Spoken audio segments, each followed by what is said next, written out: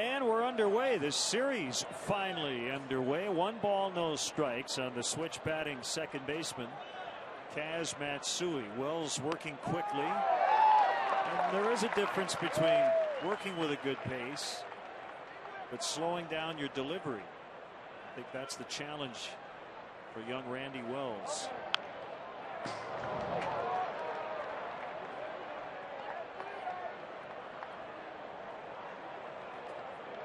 Cardinals hosting the Brewers. They're going to play at the same time today, so they're just about ready to go. Suppan and Wainwright in that one. They were rained out last night.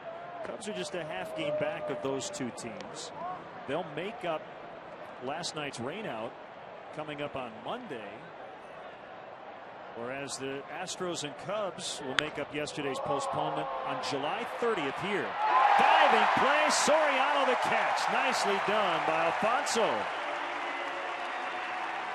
Doesn't leave his feet a lot in terms of diving. We see the little hop on most of the routine catches. That's a good start to the ball game for the Cubs.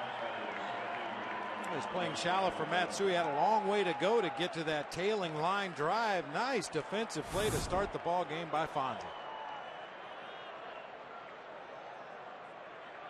Wearing the flip down shades as always on sunny days is Michael Bourne, who coming off a very disappointing year last year. He's been really good this year. One strike. Really good over his last 5 games, hitting .455, 13 stolen bases on the season. This is a guy you would definitely like to keep off the pads. He leads the National League with 13 stolen bases. Ground ball right to Fontenot at third. He was playing in, so the throw isn't very far. 2 quick outs. So July 30th, it'll be a 1:20 start for that makeup game. Temperature 57. The wind right now out of the west at 12, so it's blowing out to center / right center, and a sunny forecast.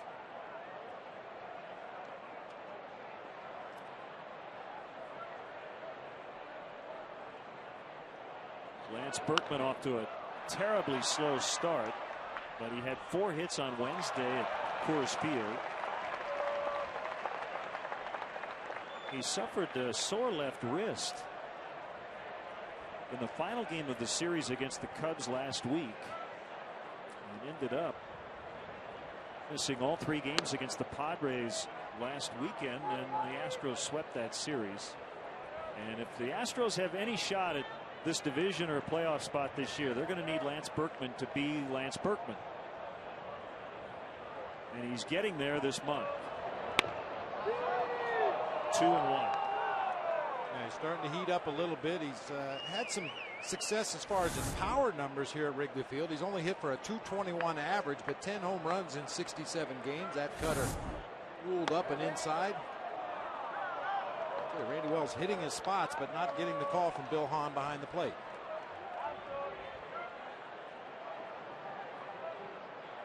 We'll get a better look at his great mustache tomorrow when he's on the bases. High fly to left. Soriano the catch. There it is. Right out of the Old West. Cubs coming up when we come back.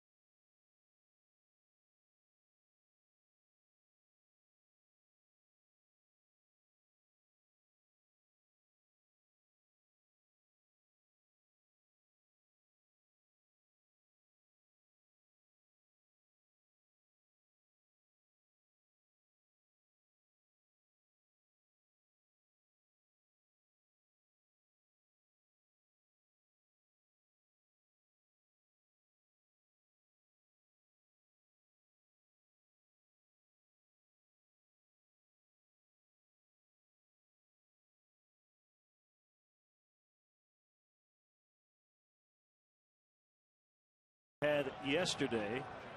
That's the Astros lineup. The Cubs lineup: Soriano, Terrio, Fukudome, Lee, Hoffpower, Soto, Fontenot, Scales, and Wells. Quick look at the Astros defensively. Lee, Bourne, and Pence across the outfield. Blum, Tejada, Matsui, and Berkman across the infield. Pudge Rodriguez behind the plate today for right-hander Roy Oswalt. Like Oswalt was manicuring the landing spot area on the pitcher's mound. He's pitched here a lot in his career, and here he goes. His first pitch in Wrigley this season, taken by Soriano for ball one. Remember, Soriano led off the season with a home run versus Oswalt in Houston, 2-0. Make it 1-1.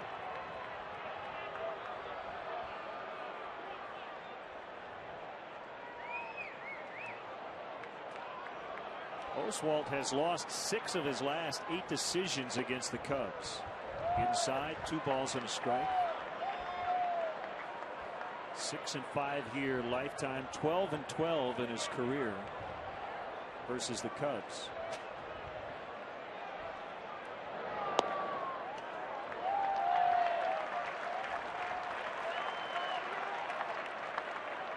Well, if I had told you the Astros were sniffing 500, 16-18, and Oswalt has 1 win, would you have believed me? No. I think the reason is Wandy Rodriguez. He has really stepped up. Not only has Oswalt struggled, but they've been without their closer, Jose Valverde, for a couple of weeks now. LaTroy Hawkins filling that role until Valverde comes back.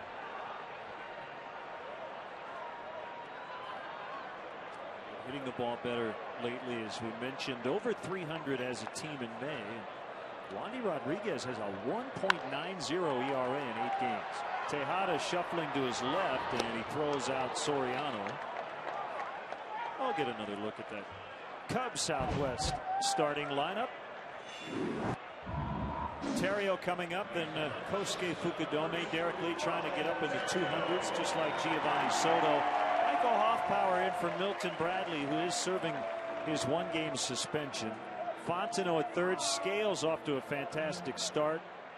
And Randy Wells looking for his first major league hit. Here's Terrio looking at ball one. 3 for 10 with a walk versus Oswalt.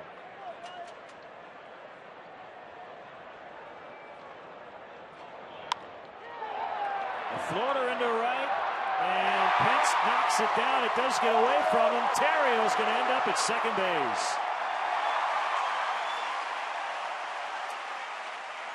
Hunter Pence got caught in the middle. It'll be a double for Terrio.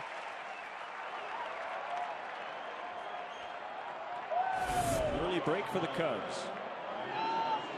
Well, what we're used to seeing from Ryan Terrio, that drive to the opposite field. Pence just tried to smother that ball and keep it in front.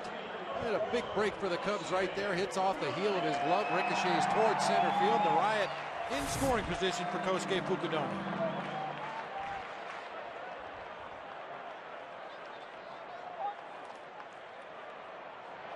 Kosuke has hit in 7 straight, 12 hits and 26 at bats.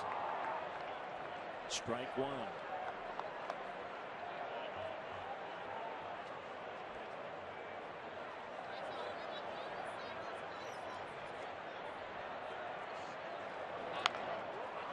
They foul off to the left. The Cubs have won 4 of the 5 games against Houston this year.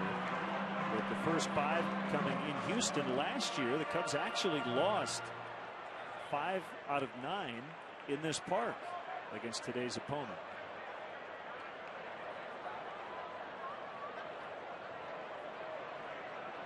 Included a September sweep.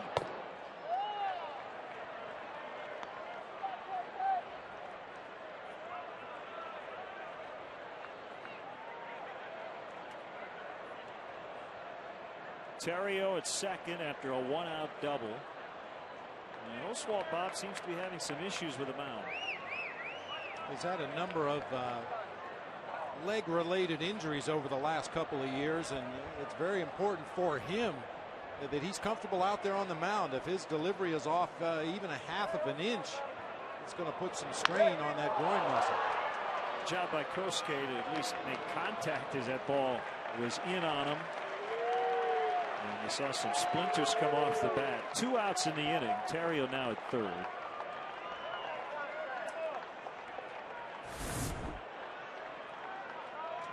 Lights off that pitch. It was cutting in on the hands of Kosuke Fukudome. You can see a couple of splinters of the bat fly off there. I've yet to see a curveball from Roy Oswalt in this game. That used to be his signature pitch. He would throw it anywhere from 65 to 79 miles an hour. He would really change speeds well on that pitch and complemented it with that 4-seam fastball up high in the zone. He's incorporated a lot more sinking 2-seam fastballs and a lot more sliders this year. Fouled back by Derek Lee. Yeah, there was a quote in the Houston Chronicle from Oswalt talking about becoming more of a fastball slider guy instead of a fastball curve pitcher. He said, quote, "I really don't know what I'm doing right now." He did get his first win in his last start after 7 consecutive starts to begin the year without a win.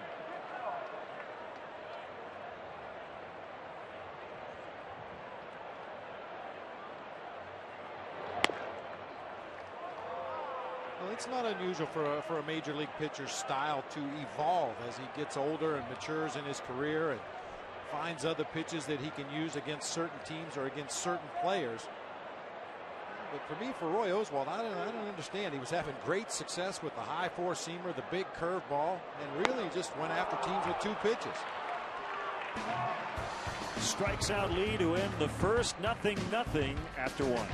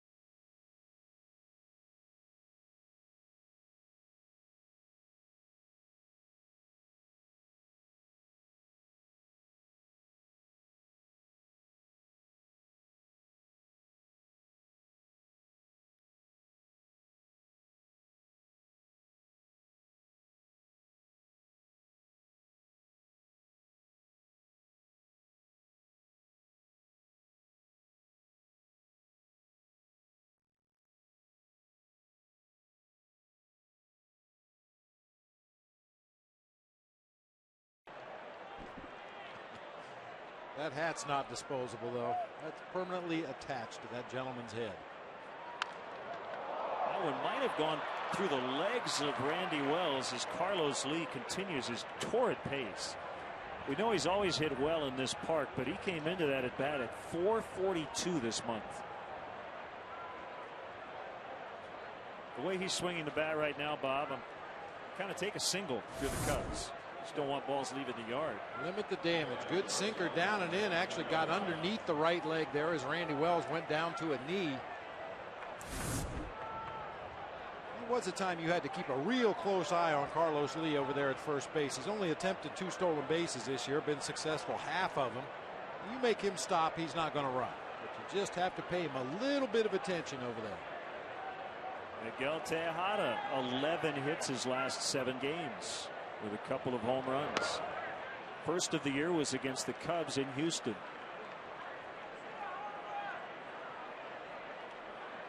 Everybody in this lineup facing Randy Wells for the first time. At this level, that is. It's possible might have faced a batter or 2 in the minor leagues. How about 2? Taylor made. Terrio, Scales, and Lee on a 6-4-3.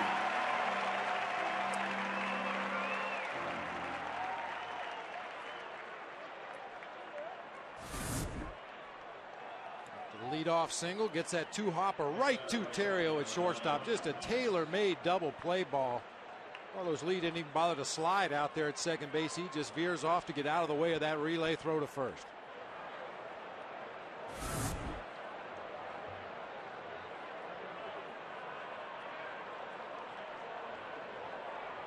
Plate umpire Bill Hahn nursing that hand as Hunter Pence takes it low.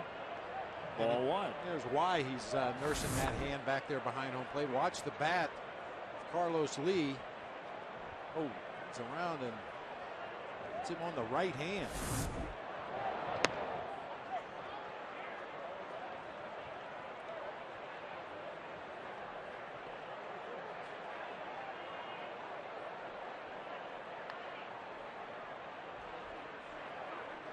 The 2-0 to Pence is popped foul, out of play.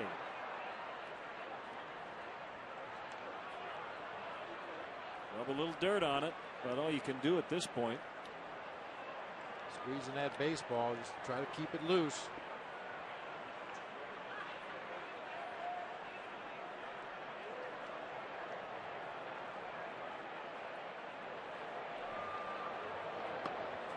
Maybe the rain out yesterday cooled off the Astros. That's one way to look at it.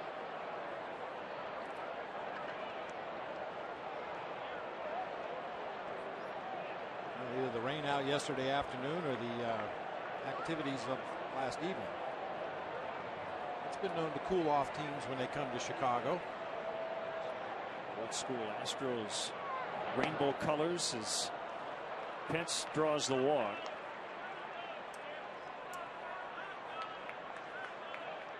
Ticket sales are at a record pace, but plenty of tickets are still available for the 2009 season. To purchase tickets, visit Cubs.com. Call 1-800-THE-CUBS or visit the Wrigley Field box office.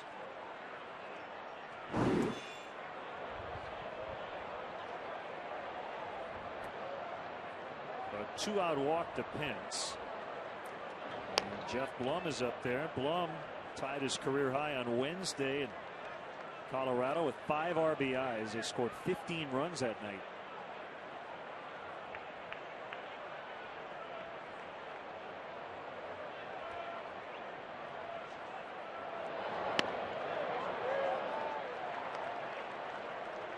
The Cubs AAA affiliate, the Iowa Cubs, were in Colorado Springs for 4 games.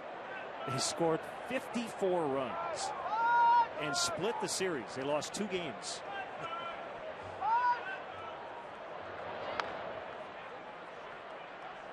That's something else. Jake Fox has 16 home runs.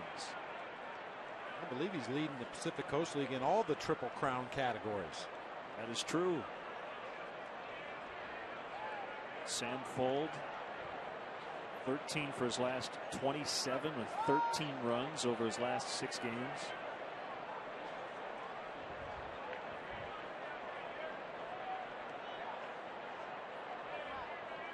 Wells throws to first, and Pence has to dive back in. Just the slightest of leans out there at first base by Hunter Pence, possibly thinking about running on this 0-2 count with 2 outs. Great pitch out count. You got nothing to lose.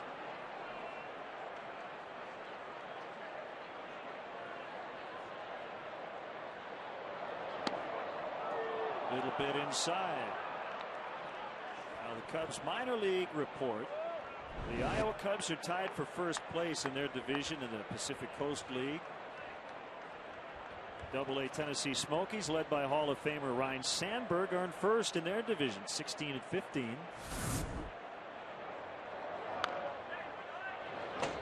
you're going to check out Peoria tonight in Beloit, Wisconsin. Yeah, playing the Snappers at 6:30 this afternoon, and that's providing the Astros cooperate here and let the Cubs win a quick ball game this afternoon. Cub fans may be interested to know Kevin Hart pitched 2 2/3 innings of scoreless relief, gave up a couple of hits, struck out 3.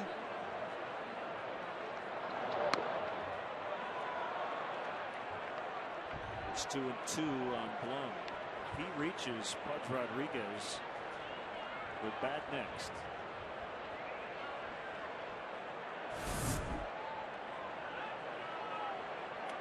A lot of movement on that pitch.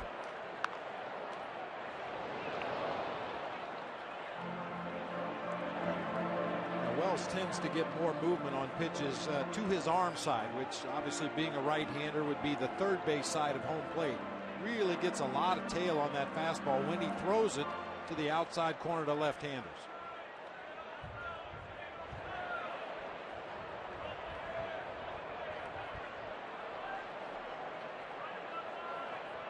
As a sign from Soto. Another foul by Blum. This one rattling around in the visitors' dugout. Somebody got hit in the back of their head. Maybe one of the equipment guys or one of the athletic trainers. Be careful in those tiny dugouts. Well, you may dodge the ball initially as it comes in the dugout, but then it hits that back wall and starts ping-ponging around. You never know where it's going to end up. Another 2-2 and another foul.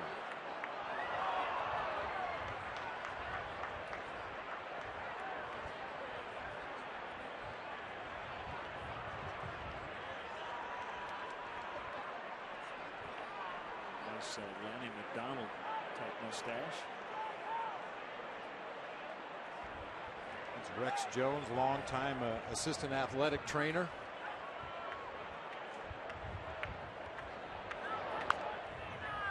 Okay, that's enough. You know, when you're playing in the backyard, if you hit 3 foul balls, you're out.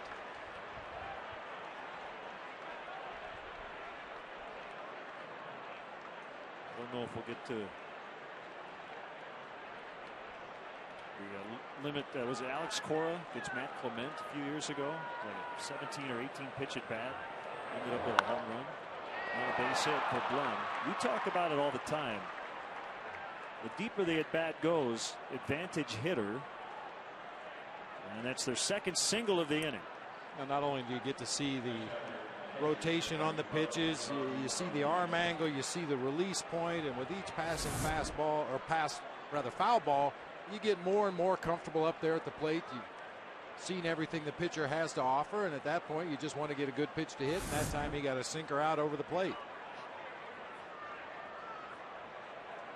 So it's Ivan Rodriguez, who's 1 homer away from 300 in his career. 6 days ago against the Padres, he went 4 for 4 with a homer and a triple. He became the second catcher in the expansion era to have a homer and a triple while going 4 for 4 or better. Rich Gedman of the Red Sox did it back in 1985. So he's heating up.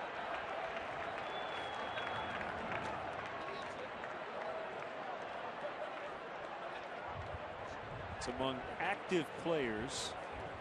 530 doubles, over 2,600 hits, nearing a milestone in the home run department. The 0-1 from Wells is outside. 1 ball, 1 strike. Oswalt with a jacket on, standing in the on-deck circle.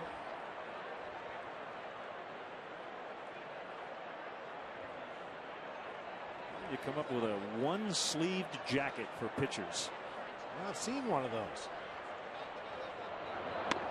Played winter ball with a pitcher by the name of Manny Sarmiento, who took an old jacket and just cut the right sleeve off of it. Put a couple of elastic bands with some Velcro on it. He just slid his arm into the sleeve, attached the Velcro around his rib cage, and when it was time to hit, he just undid the Velcro, dropped the sleeve off, and up to the plate he went.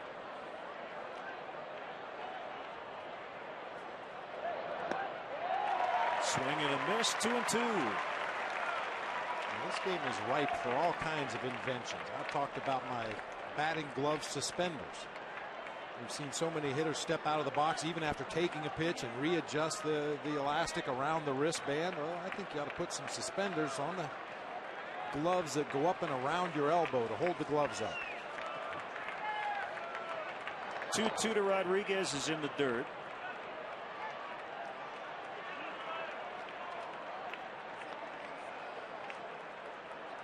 Rodriguez having some words with Giovanni Soto. These guys were teammates on Team Puerto Rico in the WBC.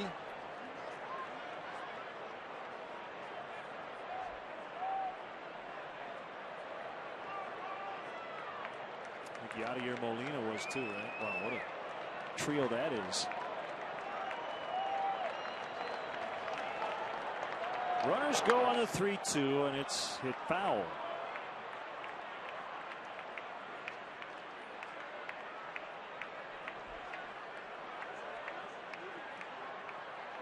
For Wells, this is his first start in 8 days. A week ago Friday, when he made his first major league start. All of his appearances last season with the Blue Jays and the Cubs were as a reliever.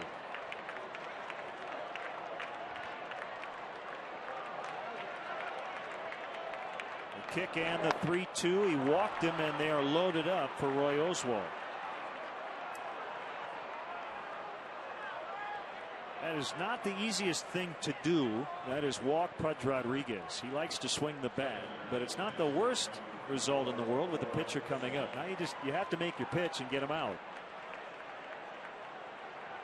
Well, it was obvious Randy Wells just didn't want to give in to Pudge Rodriguez right there with a runner in scoring position. Threw him a 3-2 breaking ball, left it up high out of the strike zone. Now he'll go to battle against Roy Oswalt.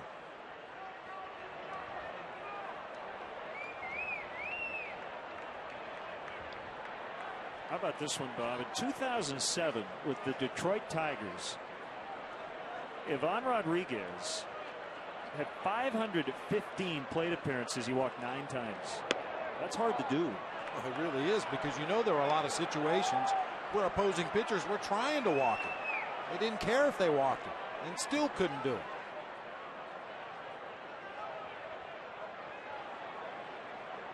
One and nothing on Oswalt. One career home run for him. He pops it up, and no play for Lee. It's about 10 rows back. Now, with the winds we have here at Wrigley today, it figures to blow balls back into fair territory that are hit down the third baseline foul, and just the opposite on the first base side will probably push them a little further up into the bleachers. A good day for the Cubs left-handed pull hitters to get a ball up in the air toward right field.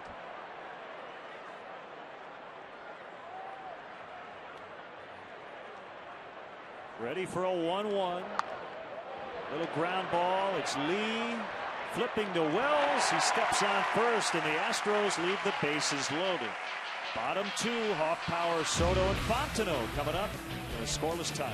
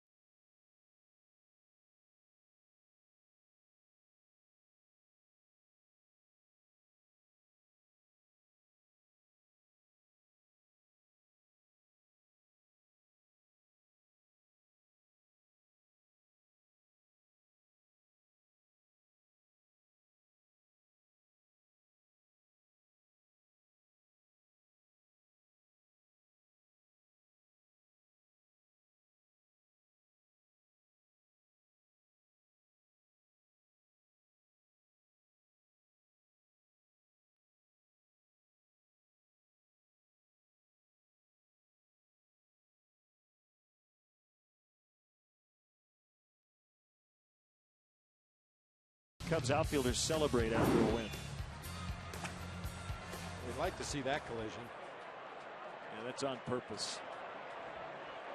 Off power, Soto and Fontenot against Roy Oswalt in the second.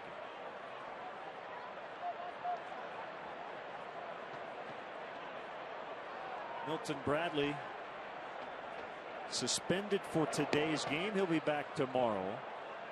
He appealed his 2-game suspension, which was given for his argument with Larry Vanover on April 16th against the Cardinals. They're called third strike, and here was the incident. I mean, it was very quick. You blinked, you missed it. Now watch the bill of the hat.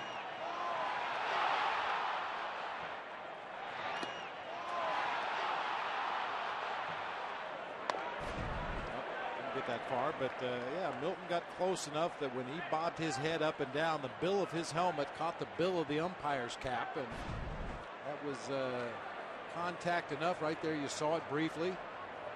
It wasn't a long argument. No profanities were issued by Milton Bradley in that argument, but 1-game suspension nonetheless. The Cubs were not happy that he got suspended at all. Jim Hendry would have preferred they erased the suspension entirely. But you have to abide by what MLB says, so no Bradley today. Michael Hoffpower playing right. It's a ground ball, base hit. As Matsui was shaded toward the pull side at his position at second.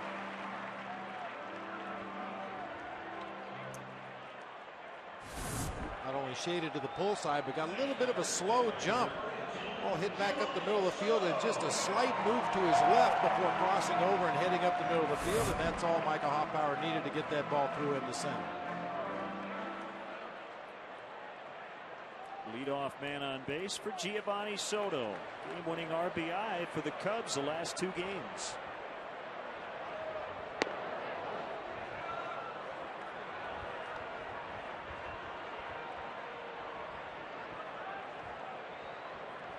He had go-ahead RBIs on Thursday versus San Diego. A sac fly in the 3rd, and then a bases-loaded walk in the 5th, which would be the ultimate game winner.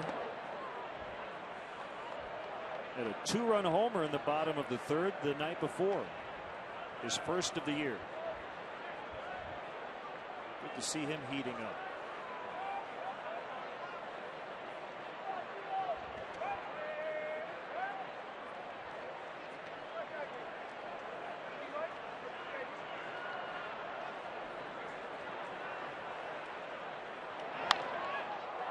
Popped up.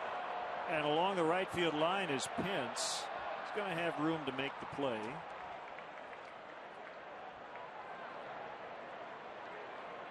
One out in the inning, bringing up Mike Fontenot, who along with Ryan Theriot celebrated Thursday's win over the Padres at the Captain Morgan Club here at Wrigley Field. They ate and mingled with fans after the game. And downtown at Harry Carey's Italian Steakhouse, Lou Piniella enjoyed the 13-ounce filet with his wife Anita. And WGN Radio's Steve Cochran.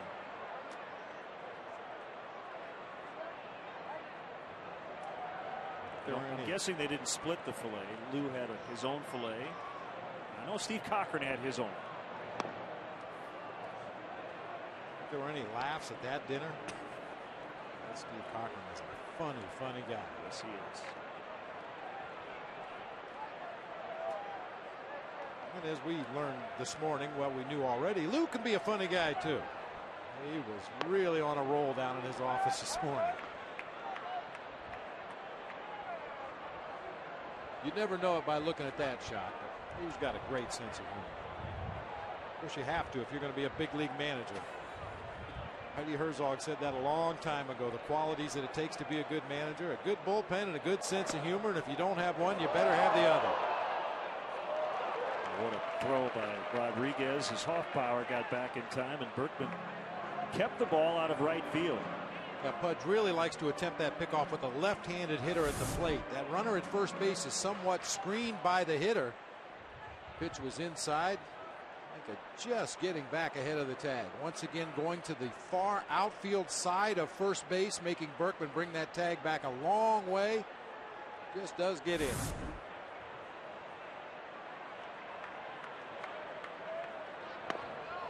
Swung on and missed 2-2. Rodriguez has allowed 2 passed balls, both against the Cubs, and he has 1 pickoff, and that was of Ryan Terrio at third base in Houston. And that pickoff at third base came with a right-handed batter at the plate. Once again, the runner screened from the catcher, got a pitch inside, and came up firing and caught the Riot too far off the bag at third.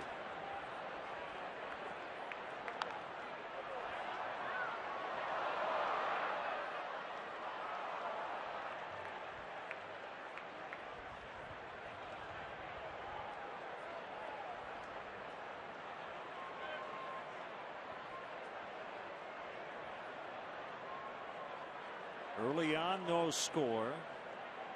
2 offenses are making the opposing starters work to get them out. No play for Blum.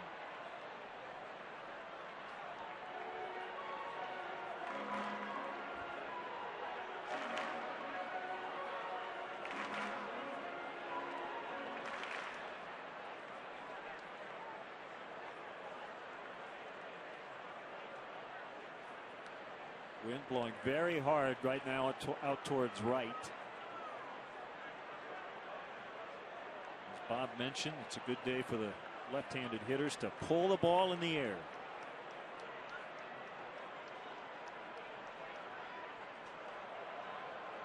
That's something Mike Fondo's had a little trouble doing lately. He's been in a pretty bad funk over his last 7 games, only 1 for 22. This looks like he's caught in between a little bit, behind the fastball, out in front of the off-speed pitches. He's looking for that one clean, solid line drive to get his timing back.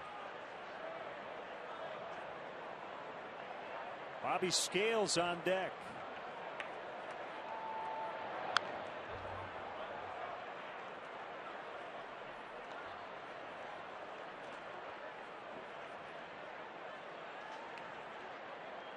Randy Wells was supposed to start tomorrow, and Lou stayed with him today. For the Astros, it was going to be Brian Moeller with Felipe Paulino tomorrow, and Oswalt was scheduled to go today.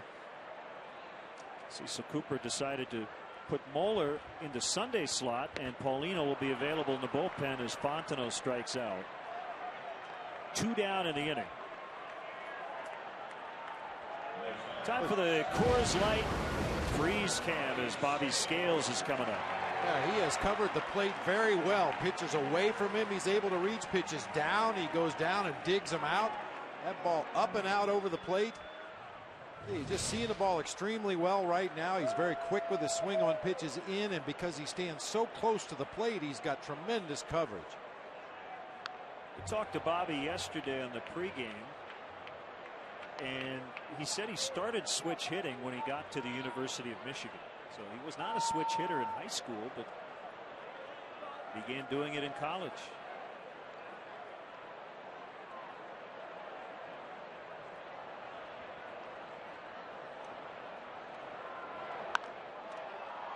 Into left, Carlos Lee got a good jump, and he comes over and gets it. And that ends the inning. A leadoff single by Hoffpauir, but no runs. 0-0 after 2.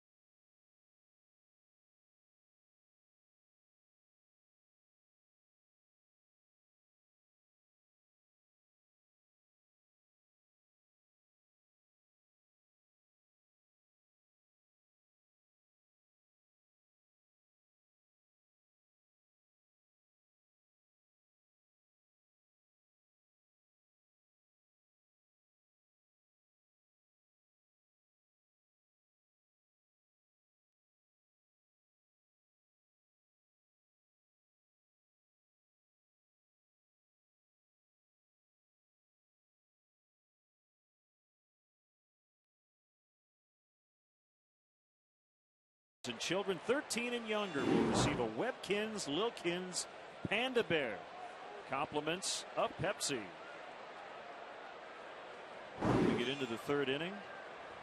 Randy Wells facing the Astros lineup for the second time. Got into some trouble in the second, but then got Roy Oswalt in a ground out with the bases loaded to end the inning. One strike on Kazuo Matsui. Fouls it right at the plate. Great to have with us in the booth. Good friend of ours, former Cubs employees. He ran Vineline, the publications department. Jim McCardle, who spent the 2008 season writing this book, Living the Dream, an inside account of the 2008 Cubs season. How you doing, Jim? Good. Thanks for having me on, guys. It's our pleasure. I guess first of all, tell us about the impetus to write this particular book and chronicling the entire 2008 Cubs season. Well, number one, it was the 100-year anniversary, which I thought was a compelling storyline. Secondly, I lived in an apartment building right across the street, and I always thought that was pretty interesting. And wouldn't it be great to tell a story of a season from that vantage point? And then third, just my knowledge of the Cubs and working here for 12 years, knowing all the front office, knowing the players. I thought that I would have a really good insight into how things work here. And your dad used to come here, I mean, way back when, and he got you into following the Cubs, correct? That's right. He used to live in the neighborhood, and I've heard stories from a lot of old timers about collecting garbage in here to get a free ticket for the game the next day. And he used to come down here, and after the 6th inning of games, they would basically open up the gates and let all the kids come down in. Nice play by Derek Lee to get Michael Bourne 2 outs in the inning. Well, it didn't end up the way Cub fans wanted it to, and I'm sure it would have been a great ending to the book to have the Cubs win the World Series. Did that kind of change the scope of the book and how you put it together after the fact? It made it harder, definitely. But, I came to learn the title is Living the Dream, and I think we all think that is winning the World Series. And, of course, that's the ultimate dream. But I came to learn, I kind of learned a lesson from doing this and getting to know especially the bleacher crowd out there and how tight a family they are among each other. And really, they kind of share their lives through baseball. And they've gotten to be friends maybe from out here, but they go to each other's weddings and bar mitzvahs and funerals and things like that.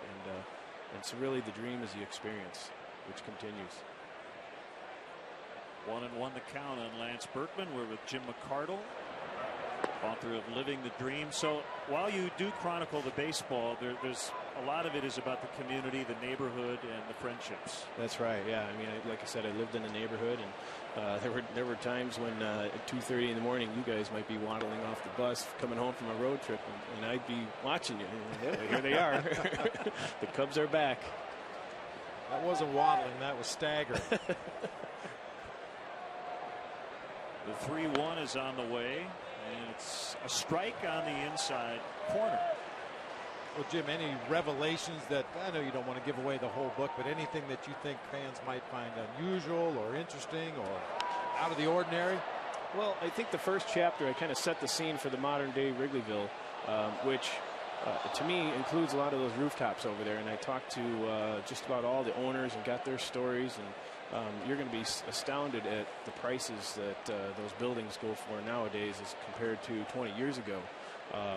And it really was a learning experience for me to find out how much Wrigleyville came back in the last 20 years economically. Another 3-2 to Berkman, and he draws the 2-out walk.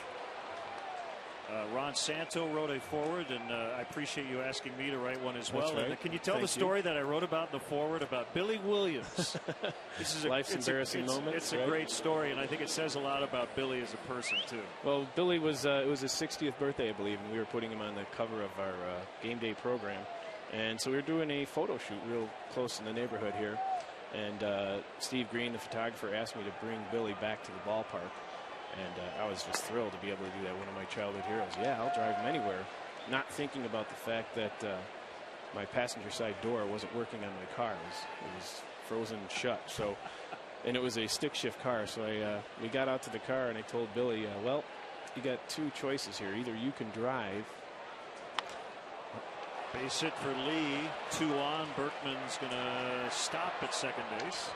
Yeah, I said either you can drive or you've got to climb in the driver's side and climb over into the passenger seat. And he chose choice number 2. And it was really funny to drop him off here at the park. There was a bunch of kids standing around the gate K there, and watching Billy Williams climb over to get out of my car. It's an embarrassing moment for sure. And he lets you hear about it every time you see him now. He always asks me if I got a new car, which I did about 10 years ago. Well, Bob and I feel the same way you do. I mean, Randy Hundley is going to sing the 7th inning stretch today, and just to be around these Cubs legends, Ron Santo every day, and guys you grew up rooting for, and just to see how down to earth they are and how much they love this organization is remarkable. Yeah, it's been a thrill for me. I mean, I came to my first Cubs game in 1970, and all those guys were on the field playing. And I never would have dreamed that I'd know them. And I was just signing a book for Ron Santo when I wrote in there, I can't believe I'm signing an autograph for you. 1-0 on Miguel Tejada. Wells got the first 2 guys, and then Berkman walked. Lee followed up with a second base hit of the day. And the 1-0 pitch to Tejada is high. So where can people pick up the book? Anywhere books are sold, Borders, Barnes & Noble, your neighborhood bookstore. If they don't have it, you should be able to order it. Amazon.com and TriumphBooks.com. Triumph Books is a publisher right here in Chicago, and that's who I wrote the book for, published it.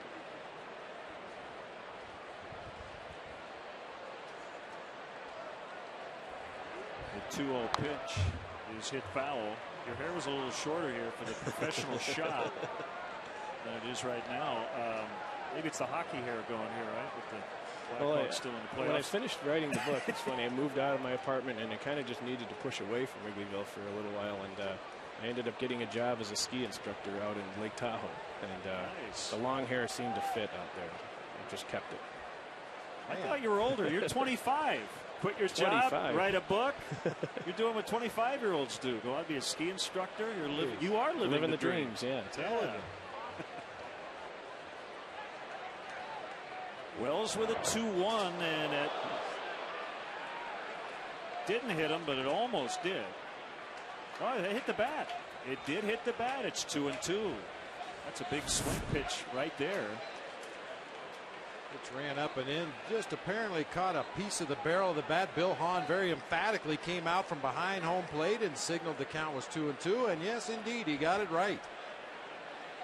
In his effort to get out of the way, he turned his upper body to the left, and that barrel of the bat just kind of dragged through the inside part of the plate and caught a piece of the baseball. Fans want a strikeout. Randy with 1 on the day. That was to start this inning. Another one inside. He hasn't been afraid to go inside on Tejada in this at bat. 3-2. The runners will go with the pitch. As Larry Rothschild looks on. 0-0. We're in the 3rd inning.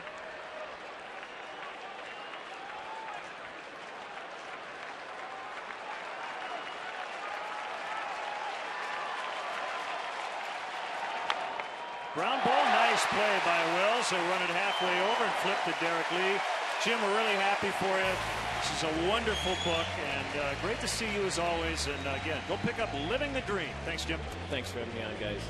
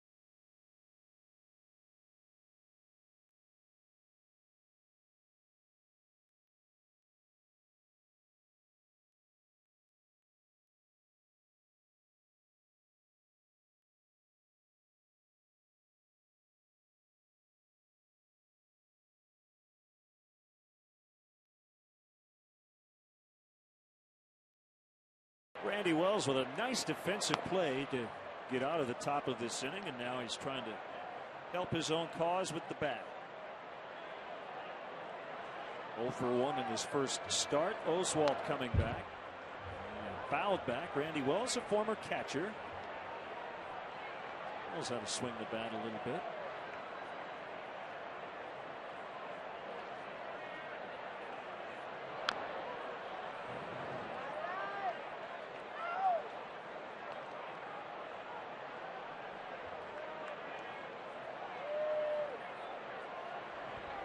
To the top of the order, and Soriano after Wells, who sat on a breaking ball, 1 and 2. Usually when a position player goes to the mound, there's a reason for it. It's because he probably didn't hit the breaking ball real well. In that case, didn't hit the fastball either. Third strikeout for Oswalt. Now the Home Depot doing more on defense. Alfonso Soriano, first batter of the game. That's Matsui, and a diving play by Soriano. Great play. That ball was slicing away from him. It wasn't really hit that hard. Alfonso leave his feet, make a nice diving catch.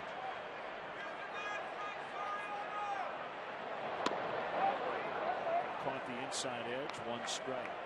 Fastball at 91.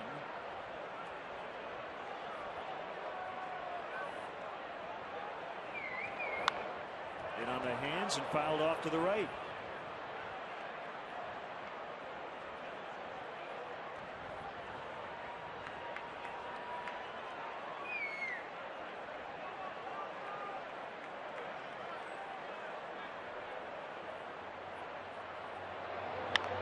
Pulled on the ground. Blum gets it and throws across for the out. Well, we've had a couple of shots of our friend who appears to be an Astros fan. I think that's pretty obvious. So we're trying to determine, is he more Mike Ditka or Dick Butkus? I said Butkus. Guys in the truck were saying Mike Ditka. Which one? Is he kind of a cross between the two?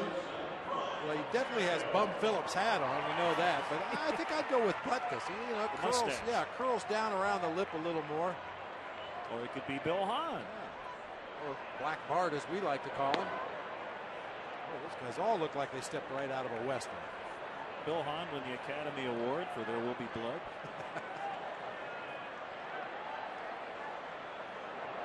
Terrio bounces it just foul.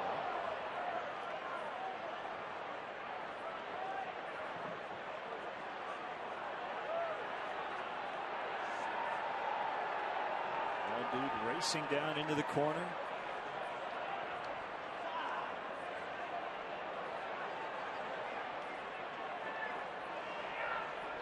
Tagged by Sean Marshall, apparently. 0-2 pitch. Ryan waited back. Nice emergency swing. Gave it to a kid. Nicely done, Sean Marshall. Oswalt starting to mix in some more of those big over-the-top breaking balls. Second time through the Cubs lineup here. It used to be his go-to pitch. I mentioned earlier he would throw it a variety of different speeds. He could throw it on both sides of the plate. He could bounce it in the dirt when he wanted to. It's become more of a secondary pitch for him now that he's throwing more sliders. He's throwing more two-seam fastballs. We saw him go after Soriano with two-seamers inside, sliders away. But he's always got that curveball in his back pocket.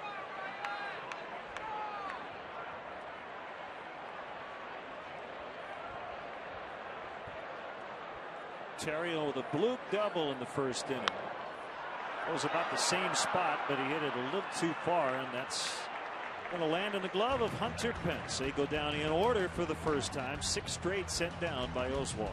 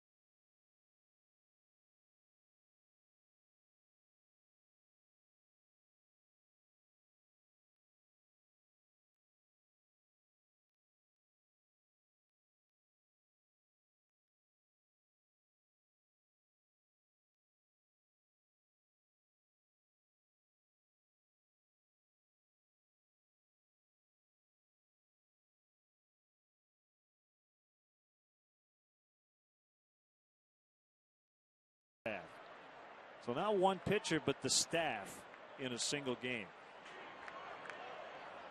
I think you could infer, based on the question, that it would have been an extra innings game. That would make sense.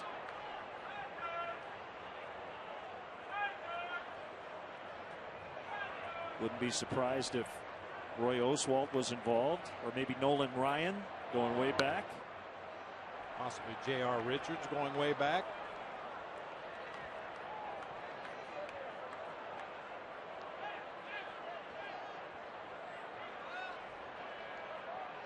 Two strikes on Hunter Pence. Came in hitting .367 versus righties. Wells bounces it up there and took a look back at his landing. You'd much rather bounce that curveball out in front of home plate on an 0-2 count than leave it up over the plate where Pence could get a hack at it. It's an old theory. If you're going to miss in your favor, especially when you're ahead in the count.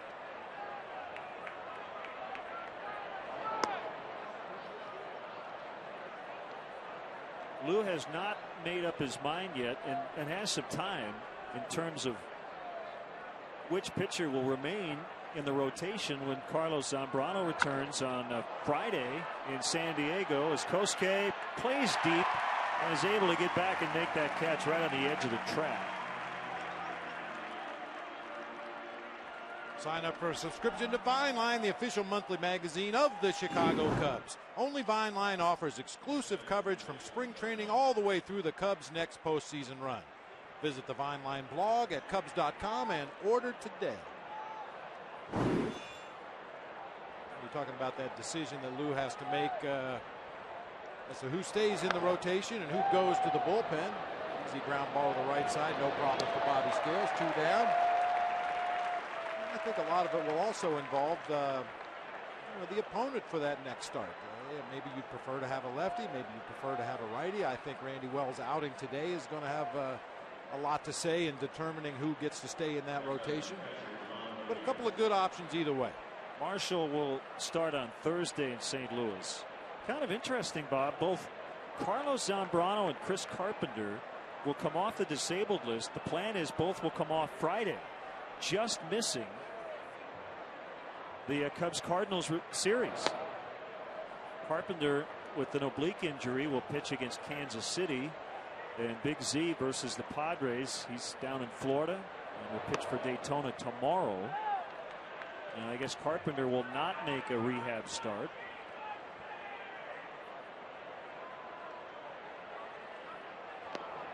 One and two on Rodriguez. Theoretically, you could have Wells and Marshall split that spot. I don't know if that'll happen. I'm guessing not.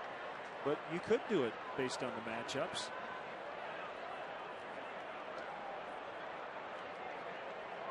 So the lefties are sitting by themselves on the right, and all the righties are on the left. Potts, I think, was pretty lonely down there before Marshall joined the group. It's because the lefties speak a different language. You know, the hat's always on a little bit sideways. They do a lot of things differently than right-handers. They probably speak their own language down there. Ooh. Just missed. 2 and 2. Missed by much. Tries to paint that outside corner at the knees. Maybe just a hair off the outside corner as Gio tries to push it back. Got him swinging that time. And they go down 1-2-3 for the second time today. Still scoreless.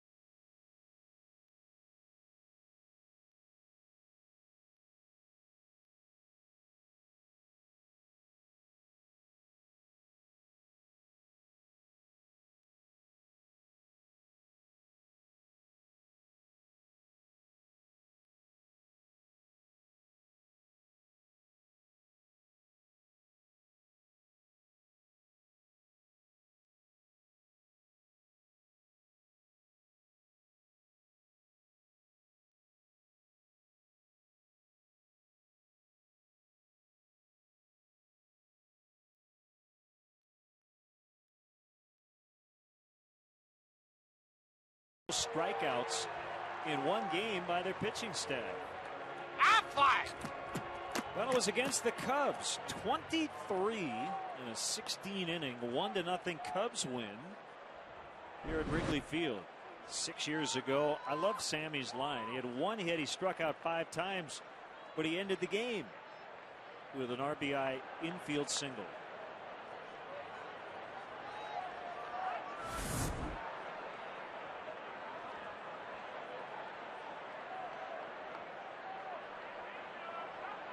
He faces Fukudome, Lee, and Hoffpower.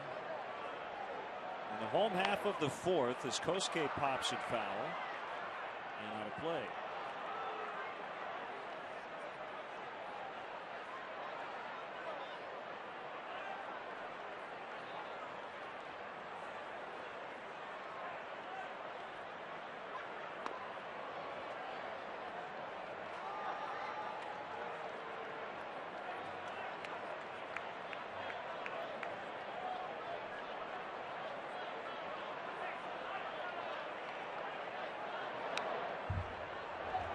Oswalt has that big leg kick in his full windup, but from the minute or second he starts his windup to the second he releases it, there's not much time. It's real quick. Yeah, real quick windup. A lot of pitchers like to go very slow to make sure everything's exactly where it needs to be. I guess herky-jerky would be a good description. Tejada will not throw it. Ball was hit right to him, but it was hit hard. It will be an error on Tejada, his 6th of the year. Leadoff man is on. Ball just appeared to climb right up the arm of Miguel Tejada. Curveball that hung up in the middle of the plate for Kosuke. Does hit it hard, hustling all the way down that first baseline.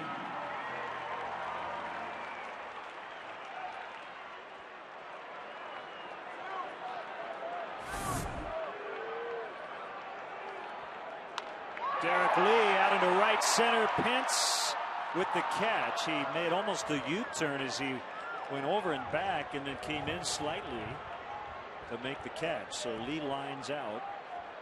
One away.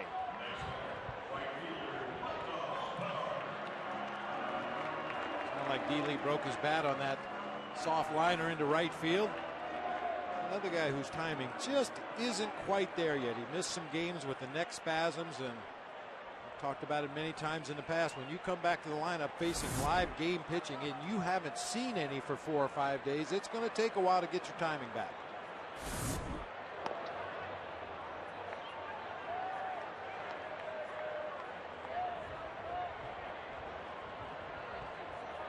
He's now 0 for 9 on the homestand.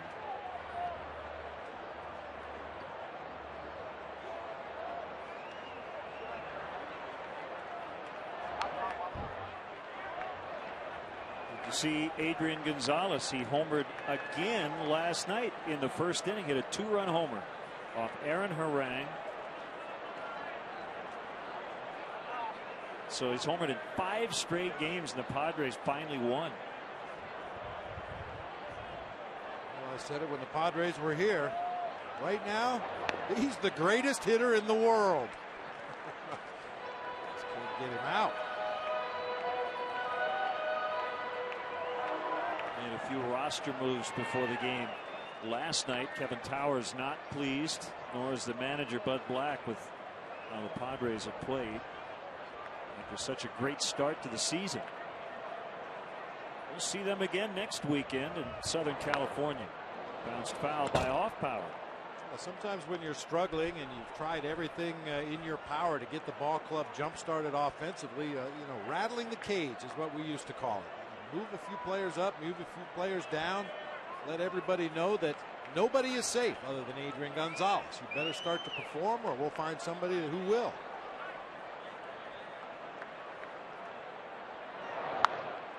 Hoffpower hits it up in the air. Tejada doesn't know where it is. Blunt's trying to help him, and he catches it.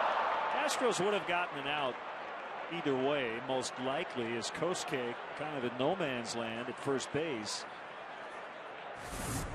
But Tejada able to locate it get the out. Judging from the shadows on the field, it looked like Tejada, his initial look up in the air, he looked right into the sun, didn't pick it up immediately, but makes a nice recovery and a running catch right there. Yeah, that's a tough play for the base runner at first base. You want to put yourself into a position where you can maybe make it to second base if that ball drops, but if you get too far off and he catches it, you might get doubled off at first.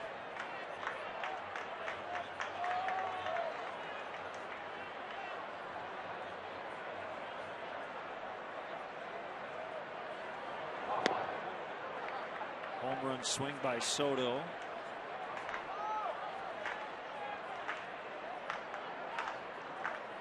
These flags in center field are really starched right now, blowing straight out of here to right field. See Gio put one up in the air right toward the 368 sign in right center. It'll be tough to do now. It's 0-2.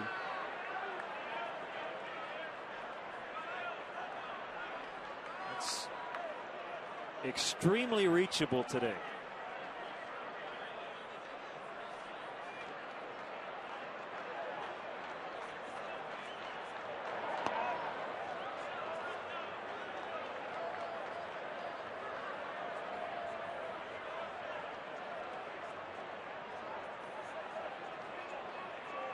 Fontenot on deck.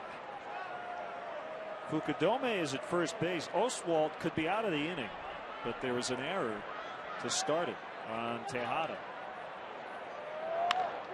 Drilled in the left, but right at Carlos Lee, and that'll end the inning.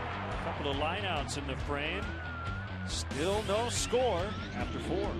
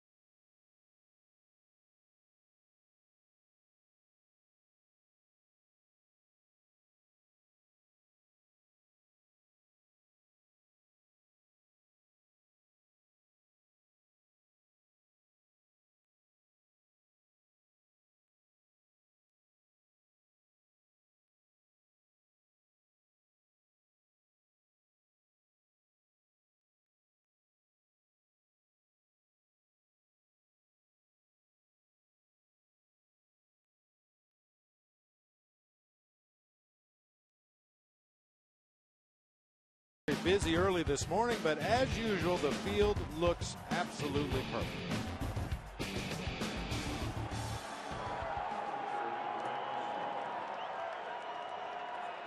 No score as we get into the 5th inning. Roy Oswalt leads it off. Much different spot for him back in the 2nd. He came up with the bases loaded and 2 outs and grounded out 3-1.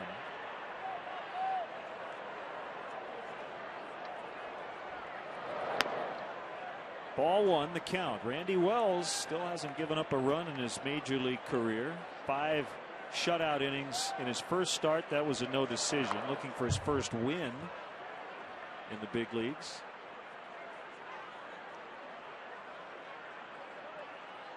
Scoreless streak at 14 1/3.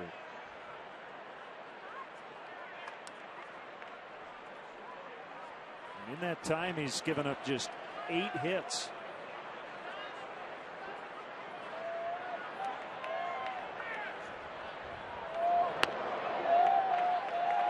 Called strike 3. Plan your next corporate function or family gathering in the comfort of the Wrigley Field Mezzanine Suites, presented by Nuveen Investments. Suites are available now for games during the season. Be sure to ask about the May incentives. To book your suite or for more info, visit Cubs.com/suites or call 773-404-Cubs. The Astros right now are without their hitting coach Sean Berry, who had his right kidney removed last Friday after a malignant tumor was found on it. And Dave Clark, the former Cub, is their third base coach, and he's filling in as their hitting coach. He's been a hitting coach at the major league level with the Pirates. But Sean Berry recovering. The good news is doctors say they got the entire tumor and he will not need any follow-up treatments. And he's back home in California recovering and should be back in a couple of weeks. That's good news.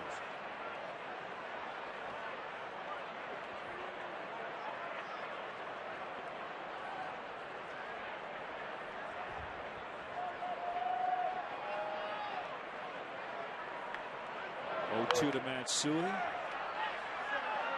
He'll do it again.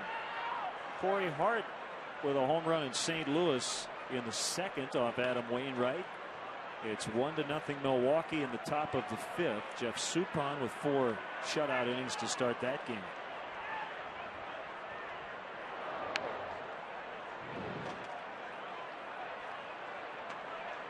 Raul Ibanez has already hit 2 home runs for the Phillies in D.C. They lead 5-2 over the Nationals in the fifth. Jason Worth with his 7th. Ryan Zimmerman and Josh Willingham have homered for the Nationals. It's the first game of a day-night doubleheader in Washington. Scales throws out Matsui, who's 0 for 3.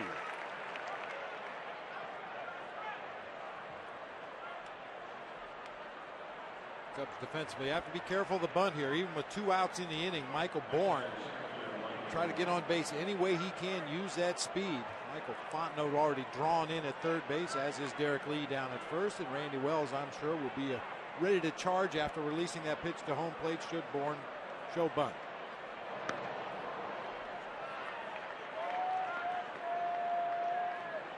Michael Bourne stole home on Thursday at Colorado. And this has been his plate appearance, the 3rd time up in a game for Michael Bourne. He's 13 for 24. We got stats for everything. Yes, we do. But 3rd time up has been the charm for Bourne.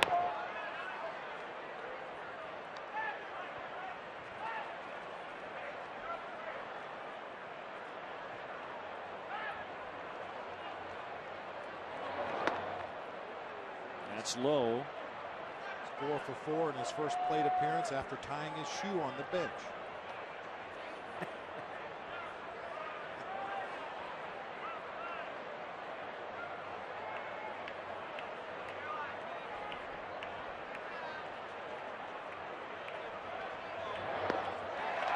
He's 13 for 25 the 3rd time through the order.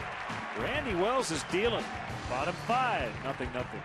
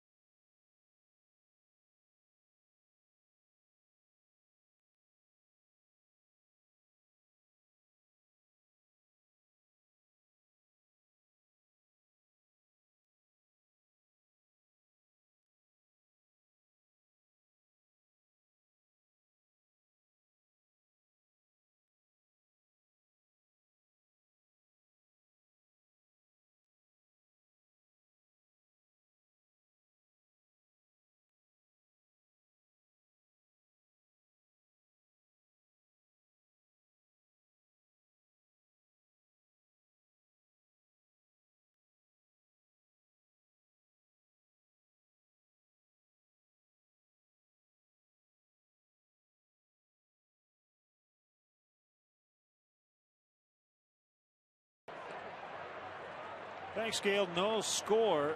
Randy Wells looks to be just a little more relaxed today. A lot more relaxed, if you ask me. He got great movement on his pitches.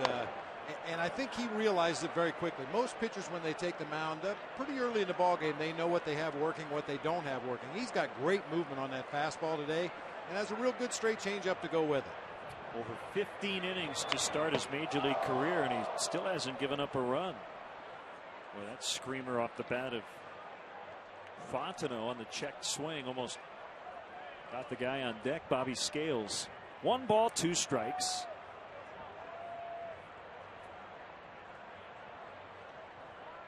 Wells will bat in this inning.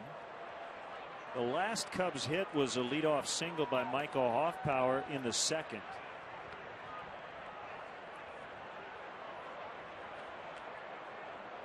The pitch. Still a ball and 2 strikes.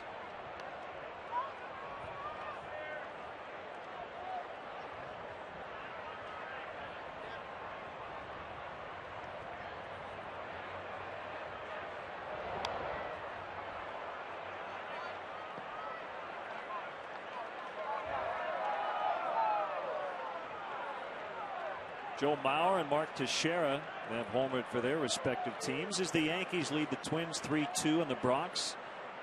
In the bottom of the 4th, Melky Cabrera won the game in the bottom of the 9th last night, game-winning 2-run single. Brett Gardner with an inside the park home run in that game last night.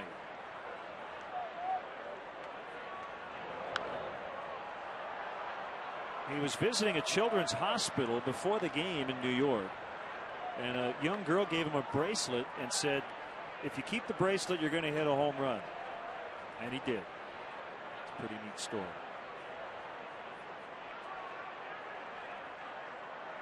2-2 pitch. Another foul by Fontenot. In a related story, the other 24 Yankees are going to go visit that little girl today. Some heated words in that ball game last night. Mark Teixeira and Carlos Gomez got hooked up a little bit at first base.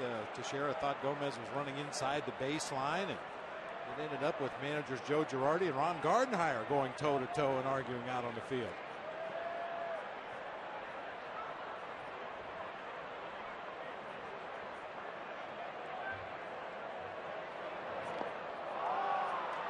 Foul tip strikeout. Number 4 for Oswald. Hey, Cub fans, you can get a full meal for under $5 thanks to McDonald's Appetite Stimulus Package. A hot sandwich, a cold drink, and delicious fries, all for under $5.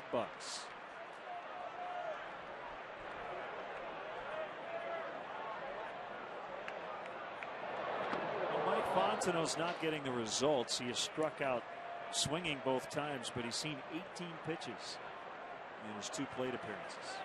So far, it hasn't really helped him a lot in the ball game, but it may benefit his teammates down the road, forcing Oswald to throw that many pitches to get him out.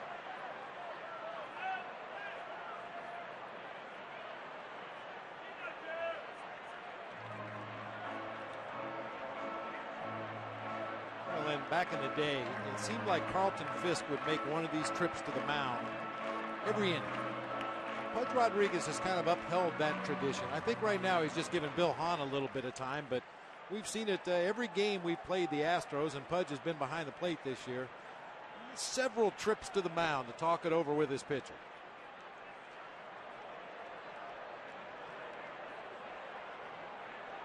Well, I guess just making sure they're on the same page. Low and inside. Would you say you went out to the mound a lot or below average compared to your contemporaries? Same amount?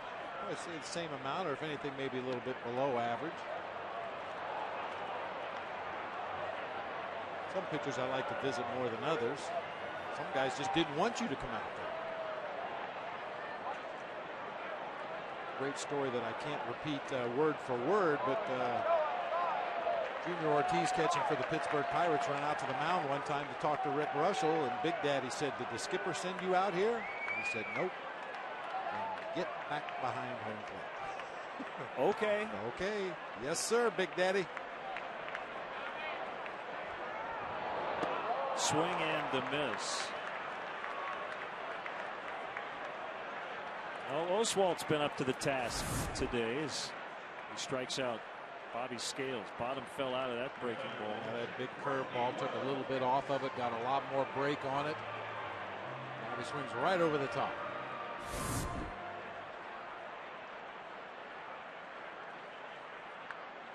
It's very early on, but what a nice development in terms of Randy Wells and what he's done in filling in for the injured Carlos Zambrano. Remember, Randy got plucked in the Rule 5 draft prior to last year by the Blue Jays. He made one appearance at the big league level and then was sent back to the Cubs.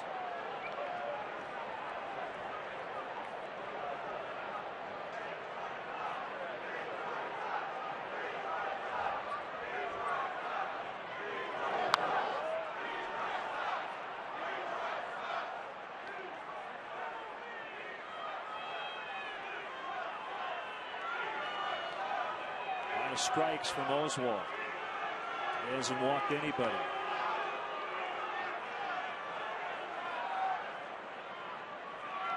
The catchers don't even wait anymore. Rodriguez didn't even attempt to throw the ball back to Oswalt. He handed it to Bill Hahn, who actually looked surprised. Swing and a miss. He just struck out the side. Oswalt only needed one guy on defense. That was his catcher in that inning.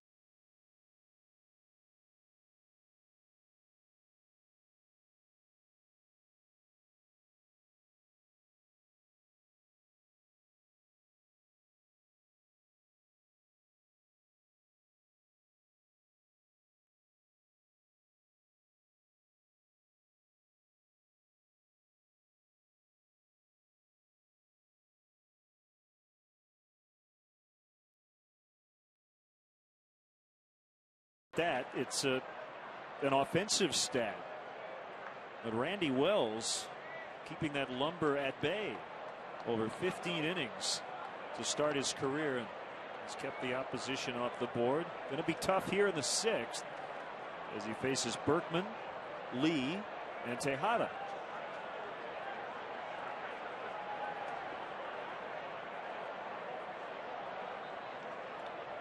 Angel Guzman has just gotten up. Pulling some gum out of the package there. He's ready. 1 ball, 1 strike on Berkman.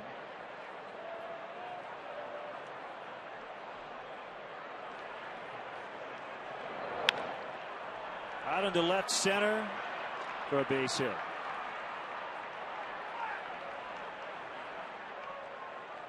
I'll tell you, Lynn, I like this idea. As good as Randy Wells has been in this ball game today in a scoreless tie, you just don't want to let things slip away too quickly.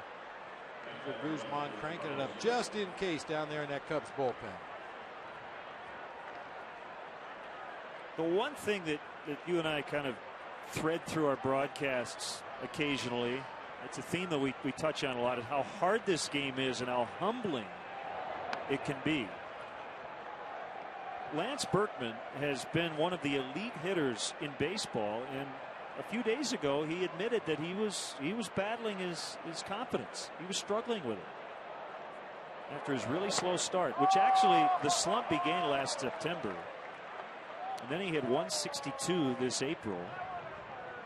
Most people would say, well, why would Lance Berkman have confidence issues?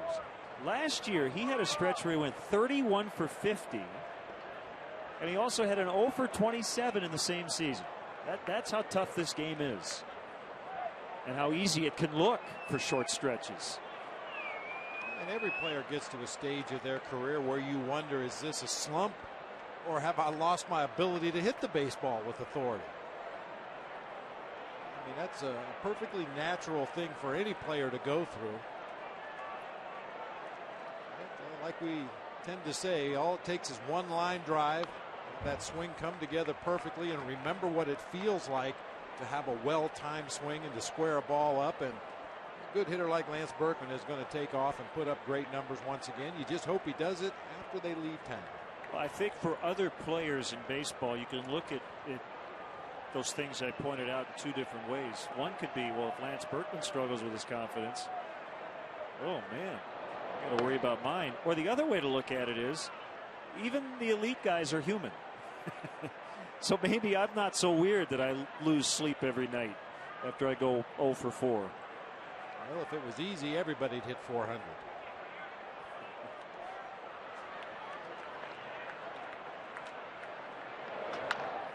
Ground ball to Fontenot. Going to be a tough turn, a little double pump there, but they still get it. Fontenot had a little double clutch, and then a nice dig by Derek Lee to complete the double play. Boy, this is a second baseman's nightmare when that third baseman takes that extra step or two to try to find the grip on the ball. You know that runner's bearing down on you. Bobby Scales hangs in there tough. He takes the hit from Lance Berkman. That gets the throw to D. Lee on a hop in time for the double play. Clean, hard baseball on the part of Lance Berkman out there at second base. Bobby Scales was able to get his feet up off the ground, get his cleats out of the dirt, and absorb that roll block at second base. So just like that, 2 outs and nobody on, and a foul strike on Tejada.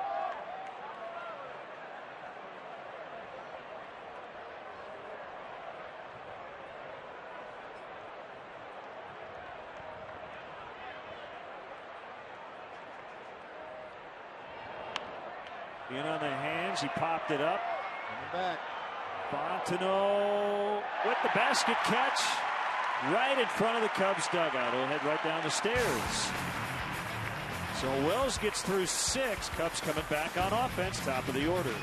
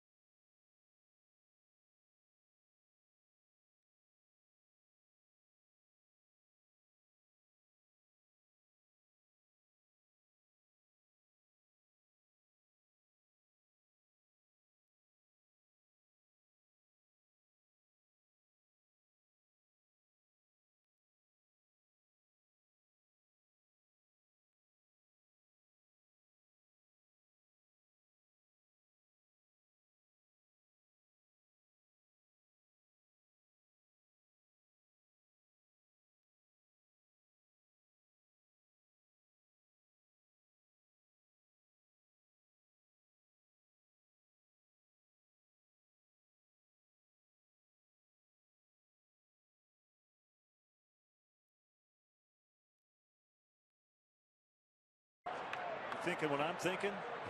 Soriano leading off the 6th, and 0-0 tie.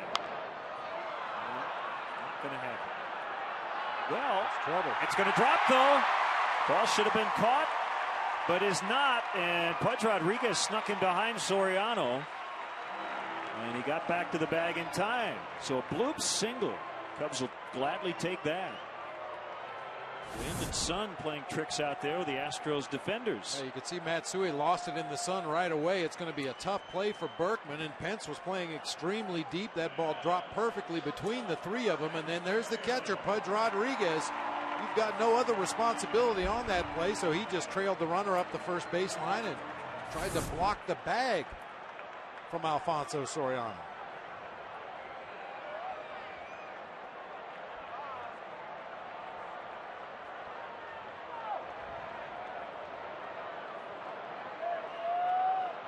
Well, I'm ready to charge in case Terrio bunts, and he does push this one. Oswalt will barehand it and get it to Berkman. It's a sacrifice for Terrio. Nicely done by Ryan Terrio, and now it's time for today's Jimmy John's delivery. Usually we focus on a pitcher and his delivery to home plate, but today the security guard and Sean Marshall make our Jimmy John's delivery of the day. They make this young lady very happy sitting in the front row down there behind the Cubs bullpen. That away, give it to a kid. Jimmy John's, America's favorite sandwich delivery guys.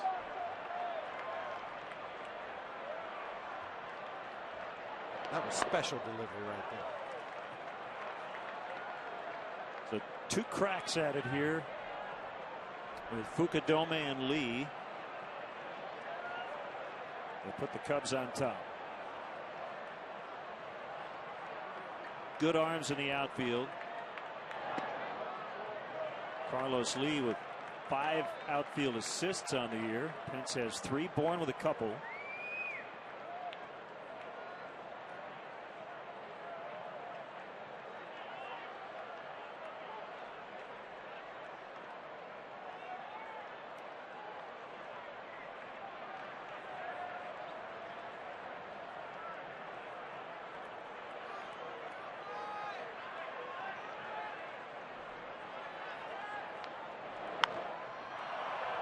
In the air to left, but no play.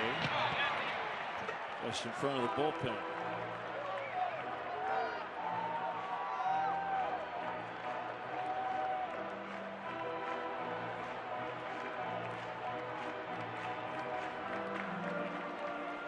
Big numbers with runners in scoring position this season for Kosuke Fukudome. Good time to add to that total right here.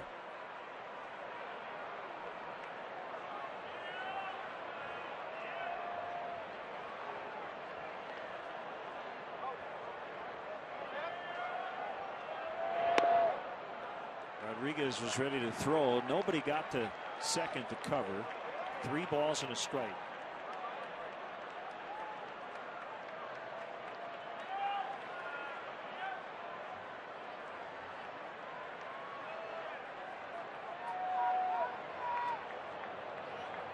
As a runner at second base on that particular play, you have to react to the catcher. Even though nobody broke to cover second base, you don't know that because they're behind you. High fly. Bourne's going to have a play at this point on the track as Soriano tags to third.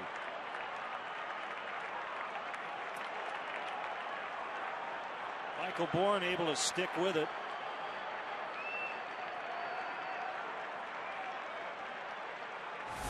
Kosuke gave it a ride, just hit it to the wrong part of the ballpark, straight away center field. Bourne was battling that sun the whole way back to the warning track. And Soriano saw that Bourne was going to be retreating as he made that catch. He went back to second, tagged up, and advances on to third. Not really that big of a deal unless you consider that Roy Oswalt curveball and the possibility he might bounce one in the dirt, get away from Pudge Rodriguez. Cubs will take a run right now any way they can get it.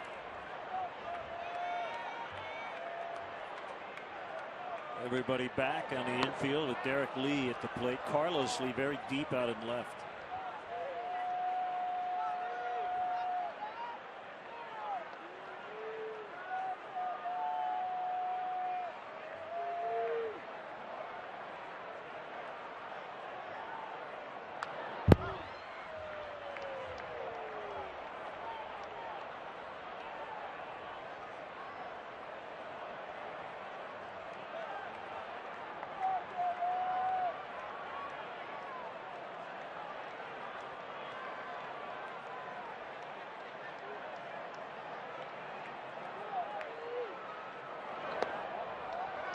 held up 1-2.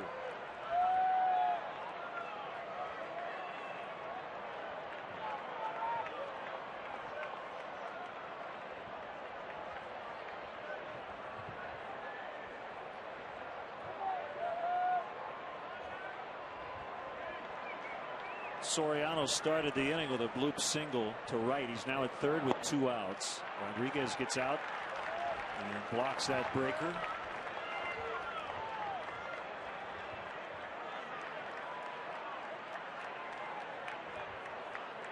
Guzman still firing bullets down in the bullpen. Randy Wells with 97 pitches through 6.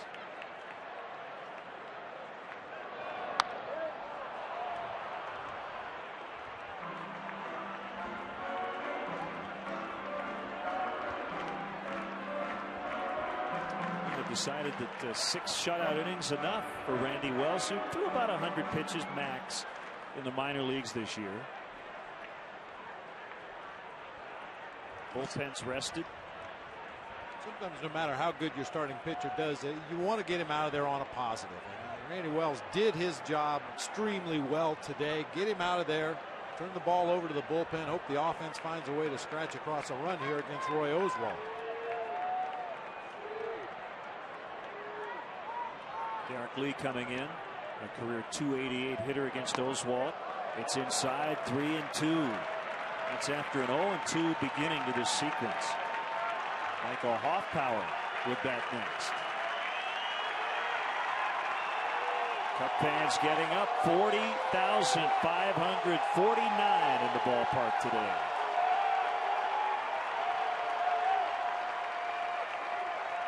Here we go. Into left base hit. Cubs lead 1-0.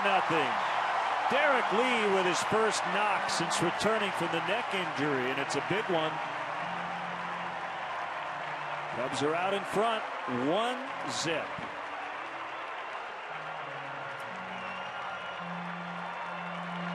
Huge base hit for Derek Lee right there to get the Cubs on the board. Breaking ball that hung up on the inside part of the plate. He had just come in there with a fastball to push him off the dish, tried to come right back in with an off-speed pitch, and Derek Lee was all over it.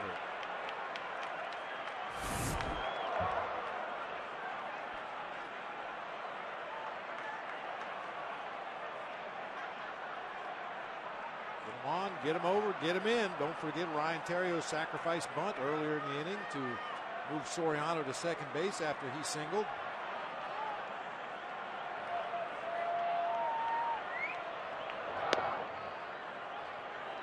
Fly ball to center field by Kosuke Fukudome, deep enough to allow Soriano to tag at second and advance to third, where he could easily score on that soft base hit into left field.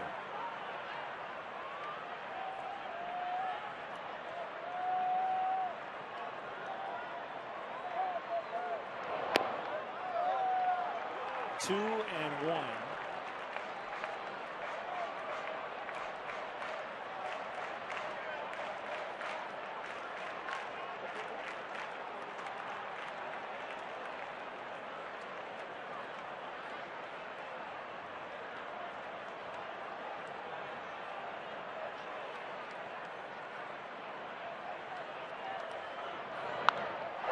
Deep drive by Hoffpower.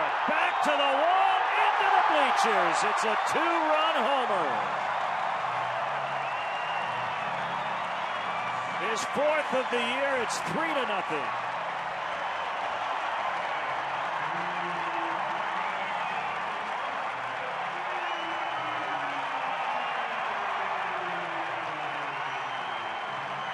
Go on Micah. That time Roy Oswalt shook off a changeup. He shook off a fastball away, elected to go with the slider. He just didn't get it into his spot, and Micah Hoffpower, with our Heineken home run replay, crushes it into the bleachers in right field.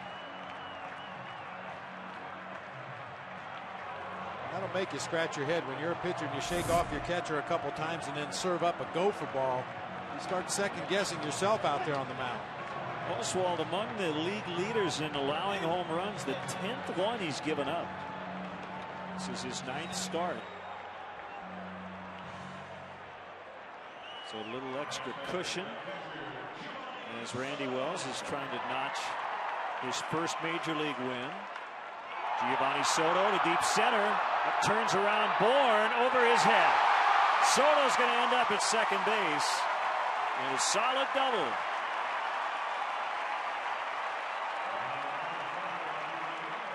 Going into this inning, the Cubs had 2 hits, and both came in the first 2 innings. They have 4 already here in the 6th. Third time through the lineup, Cubs hitters getting a better look at Roy Oswalt, and he's made some mistakes in this inning that he did not make earlier in the ball game. A pitch up and out over the plate, and Soto just went with it straight back up the middle of the diamond, short hopping the 400 mark in center field. Well, let's see if Fontenot's first 2 at-bats, which resulted in strikeouts, but during which he saw 18 pitches, can pay off.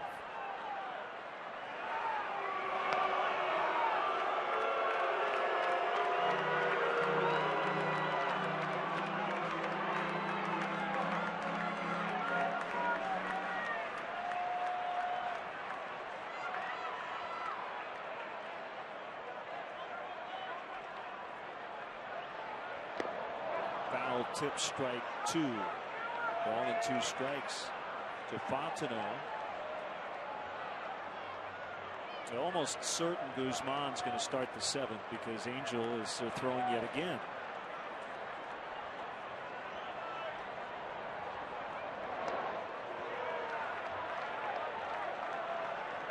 Not that many days you set it up 7, 8, 9 the way it could set up today. Guzman, Marmol, Gray.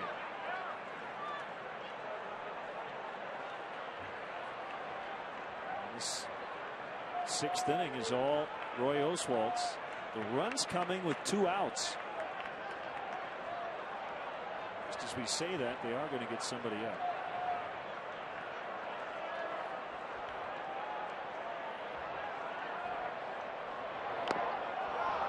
Fontenot strikes out again, but the Cubs get 3. Derek Lee with the RBI single to left, and then Michael Hoffpower with a 2-run shot, making it 3-0 Cubs after 6.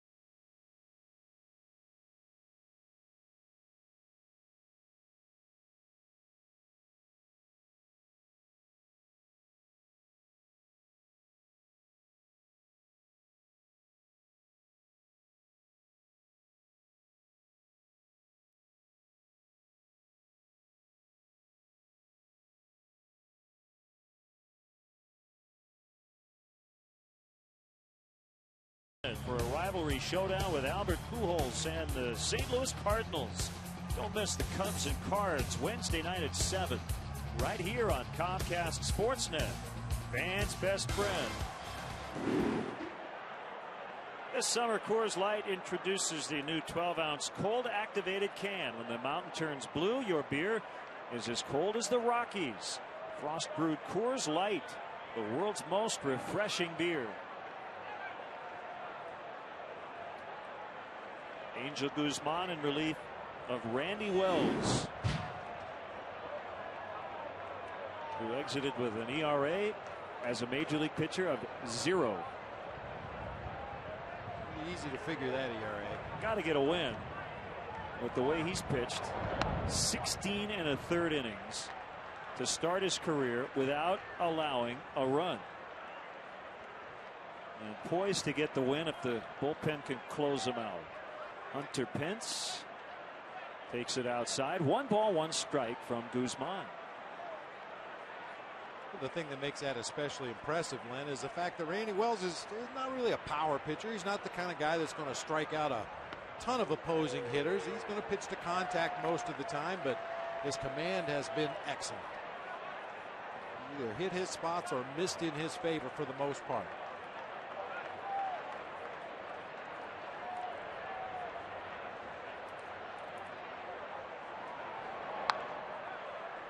The end of the bat and foul. I'm sure the Astros hitters kind of feel like we don't care who it is, just not Randy Wells.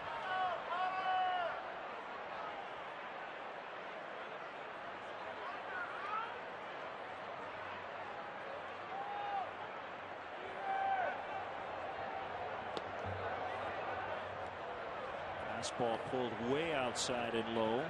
2-2.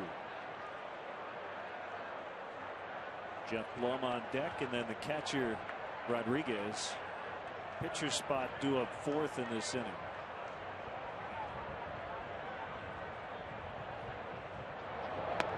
Swing and a miss. Strike 3. Good heat from Guzman.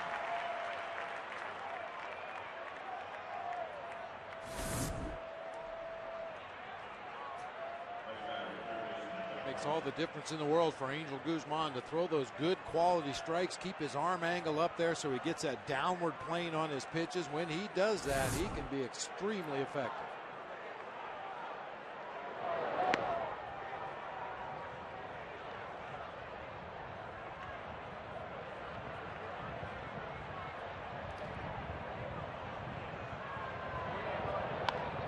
Blum muscles it out into right. Now Hoffpauir has to come way in to record the second out.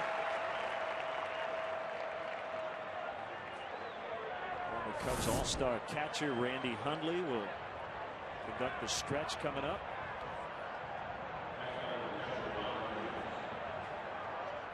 Good recovery by Micah. For guys that aren't experienced in the outfield, we've talked about it before. Your first instinct is to always break back, especially with that wind blowing out to right field. And that time was able to reverse engines and come charging in to make the catch. Rodriguez late on the swing. Darren Erstad has jumped on deck for Oswalt.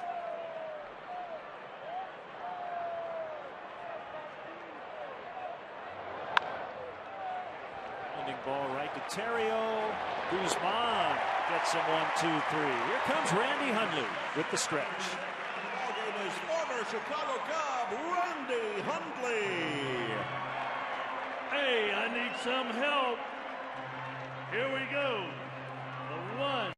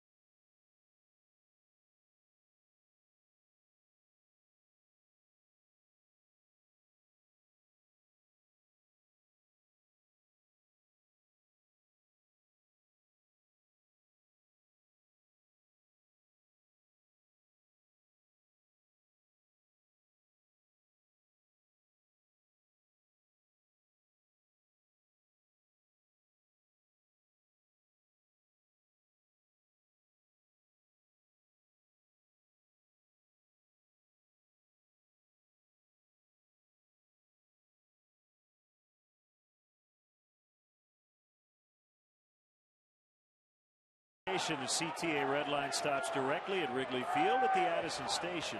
For drivers, DeVry University offers remote parking and bus service for just $6. For more details, visit Cubs.com or call the CTA hotline 773-836-7000. Bobby Scales against Alberto Arias, now in for the Houston Astros, and Randy Hundley's in the booth with us after nailing the 7th inning stretch as always. How you guys doing? Okay? We're doing fine. This team's trying to win its 5th in a row. Got a beautiful day after a rain out yesterday. Life's good. Yeah, I should say. What's going on with you, Randy? Well, not much. I have been remodeling my house, seems like for the last 3 years.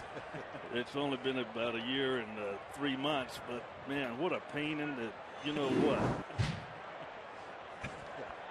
But I hope that I can finally get it done and move back in and be comfortable. You got to do what you got to do. Yep, you Kinda really like do. Blocking pitches in the dirt, right? Yes, something part of the sure job. is. You know, speaking of which, I saw you guys not long ago doing the 7th inning stretch and doing it on TV. Right. What was the deal with that? You did a good job. Well, thank you. It's the 30-second version, and the magic of television, they can really move things around and make you hit the right pitch and the right notes. So. And what was he doing? He was playing the guitar. Was he actually playing it, or was he acting like he was playing? Whether it was plugged in or not, I'm not sure. But he was actually playing. A little of both, Randy. A little of both. All right. Now, can you read music? No. I can barely read English. No, I don't read a lick of music, but they've got ways to get around that nowadays. Well, yeah. I mean, it's amazing how you can play it. I can actually read music. Doesn't mean a whole lot these days, but I can read music. Called third strike on Bobby Scales. Ryan Friel's going to bat for Angel Guzman as Marmol gets set for the 8th. I want to ask you about Ivan Rodriguez. We've talked a lot about the numbers for him. He's closing in on the most games caught. How many games has he caught? He has now caught 2,204 career games. Wow. What's the record? It's not much more than 2,000. 22-26. Carlton Fisk. Bob Boone at 22-25. Well, I'll tell you what. First of all, he's an outstanding catcher. You know, I don't think there's any denying that. And secondly, he has been able to avoid injuries. And needless to say, that how important is that? How about? Oh, yeah. Especially to those hinges. Keep those knees healthy. Exactly. If you injure that knee, man, it's very difficult to do the job. Soriano with 2 outs. And the breaking ball came back over the plate. The thing I noticed about Rodriguez is that he still really throws strong from behind the plate. And he's quick also. And he likes to throw to the bases on pickoff attempts. We've seen a lot of Yadier Molina the last few years. Very accurate, strong throwing arm. Some good defensive catchers out there. And a lot of these guys can hit. I mean, yes, they can. Ground ball to third. Blum is up with it. Can you hang for a couple more minutes with us, Randy? Sure, left. Quick 1, 2, 3, 7. Back in the 8th with Randy Hundley and the Cubs leading 3-0.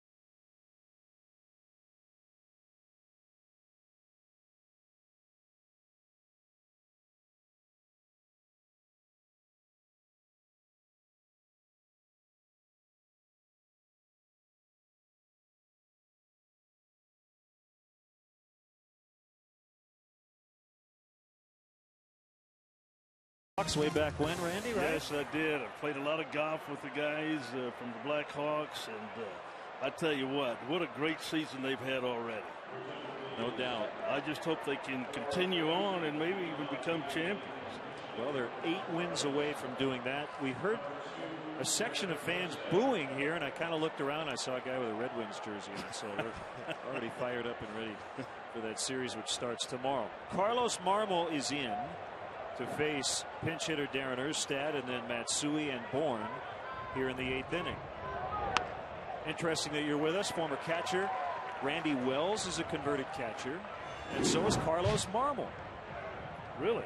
And I'm sure that having caught has helped these two guys in some way as a pitcher, because they used to call pitches.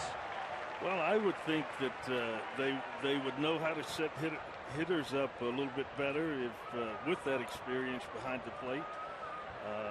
You know, you still have to throw the ball, and you have to throw it in a certain spot so that the guys can't hit it. But I would think that the catching has helped them some. You know, Randy, it's always been my contention that you can take a catcher and put him anywhere on the field, and he's going to be good. Well, I would agree. Yeah. There's no doubt about it. I thought you would. I agree. I emphatically agree with you. Outside, 2 balls, 2 strikes. You know, Randy, you were such a great defensive catcher. I was talking to your old teammate Ron Sando this morning. When did they make the change, or when did you make the change from the no hinge catcher's mitt, the old donut glove, to the one with the hinge that a lot of the players use nowadays? When I was 8 years old. Is that right? I found a mitt in a sporting goods store. I used to go there every day for weeks to make sure that they had not sold this mitt. And sure enough, they had not sold it. And finally, the owner of the store called my dad and says, you have got to come in and buy this mitt. And at that time, that mitt was $125. Ooh. Swing and a miss, 1 out. And I didn't think I would ever own a mitt for it was $125. And the owner of the store finally called my dad, and he says, you have got to get this mitt for your son.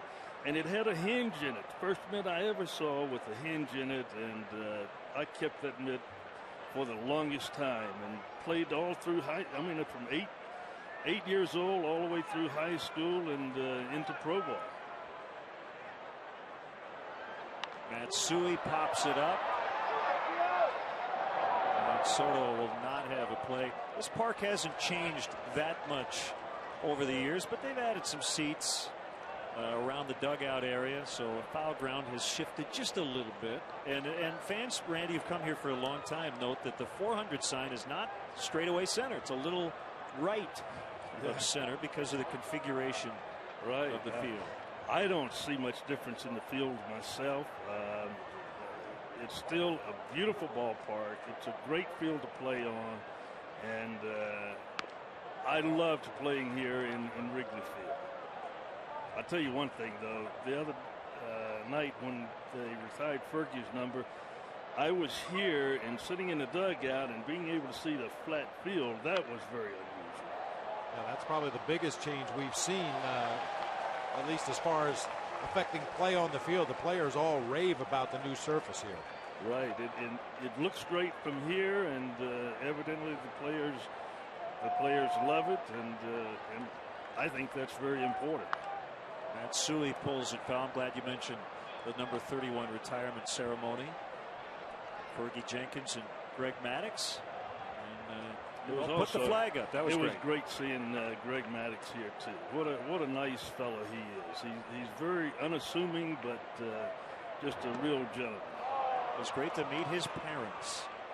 Yeah, I'd met his parents nice. a couple of years ago at a golf tournament that he put on out in Vegas, and they are great people.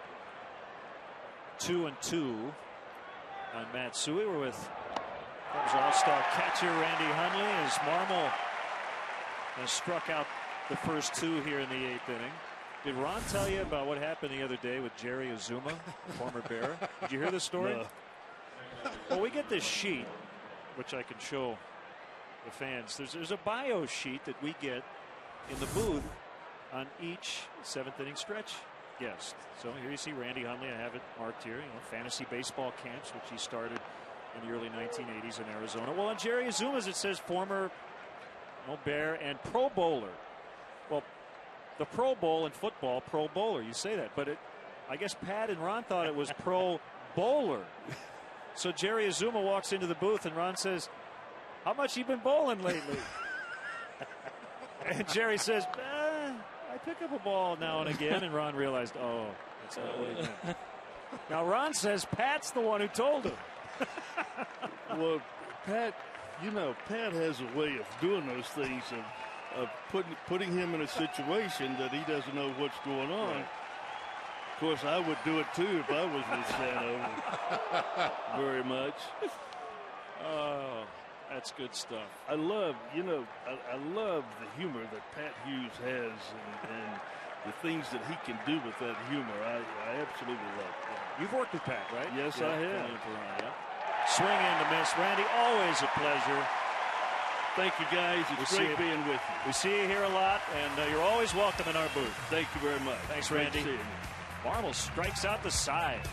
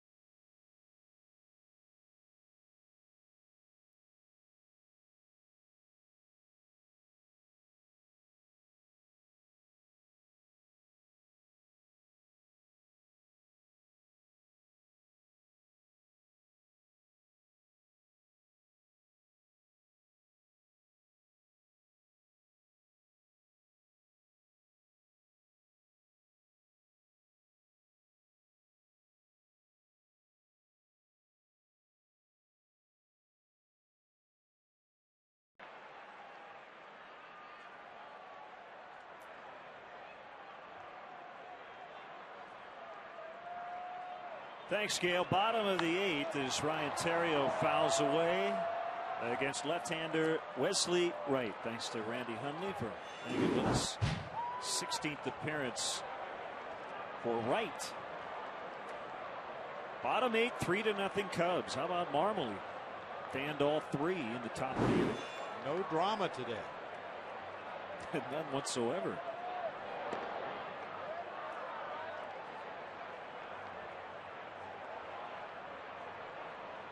We want to send out our sympathies to the family of Keith Wickham, who passed away the other day. Yesterday would have been his 82nd birthday. Big Cubs fan from Waterloo, Iowa. Theriot lines out to start the 8th. Stay informed throughout the 2009 season with MLB.com, team text alerts, and video alerts.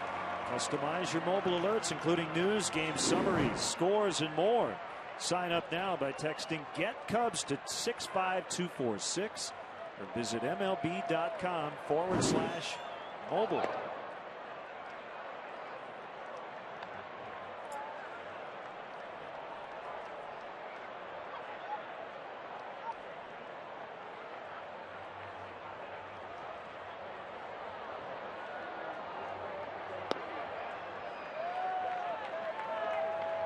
2 balls, no strikes. Kevin Gregg would start the ninth with a chance for the save if the score remains the same.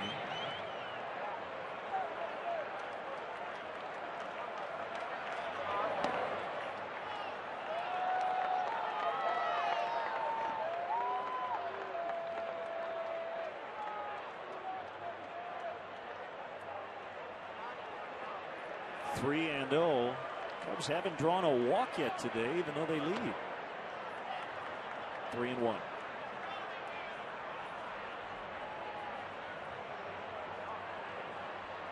Get well wishes go out to Dolores Rusinek from Highland, Indiana. Got out of the hospital yesterday. Big Cubs fan. Went to spring training for her 84th birthday this year. Hope you're feeling better, Dolores.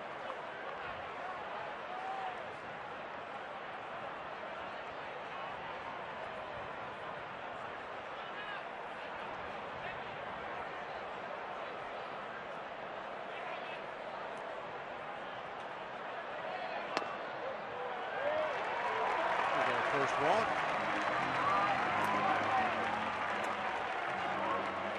For individual health insurance from a name you can trust, called Blue Cross Blue Shield of Illinois at 866-575-BLUE.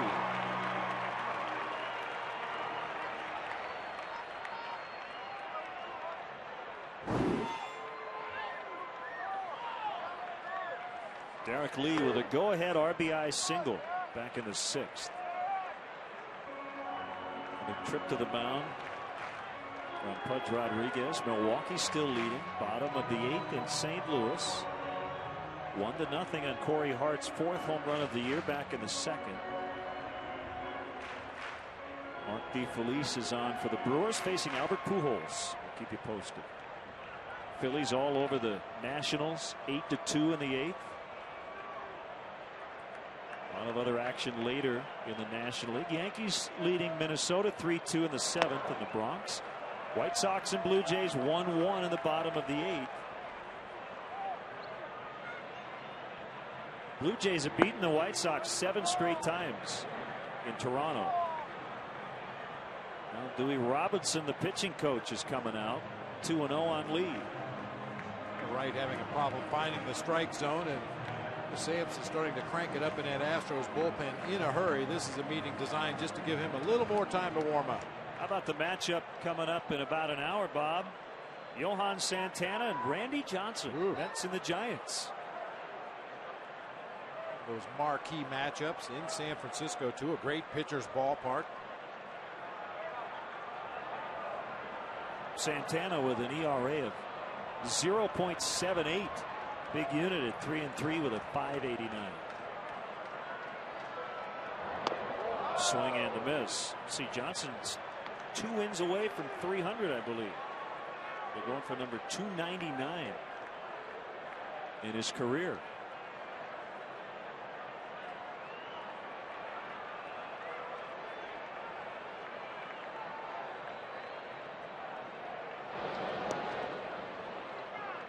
.298 wins, 163 losses. 4,828 strikeouts.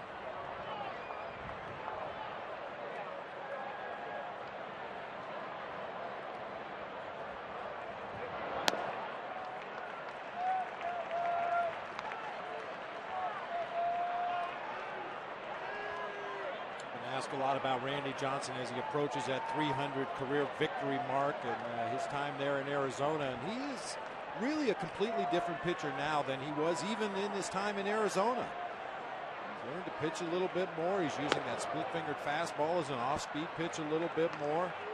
On a given day, he can still be as dominating as any pitcher in the game, but even on those days when he doesn't have his best stuff, he now has a way to get hitters out, and he's probably become even more of a pitcher as he's progressed in his career.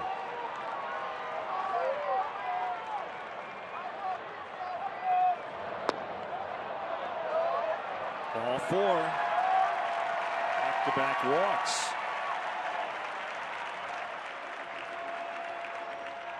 Here's a BMW ultimate drive of the game. Michael Hoffpower adding a little insurance. 2-run homer off Roy Oswalt in the 6th. You see Micah, who's filling in for Milton Bradley today, serving his 1-game suspension. Micah continues to swing the hot bat, going all the way back to Mesa in spring training. Had more at-bats than anybody on the Cubs roster in the spring, and has taken full advantage of every opportunity he's had during the regular season. And he's taken out for a pinch hitter, Reed Johnson, who will stay in the game and probably go to center with Fukudome over to right. Pitching change for the Astros. Chris Sampson coming in. We'll be right back.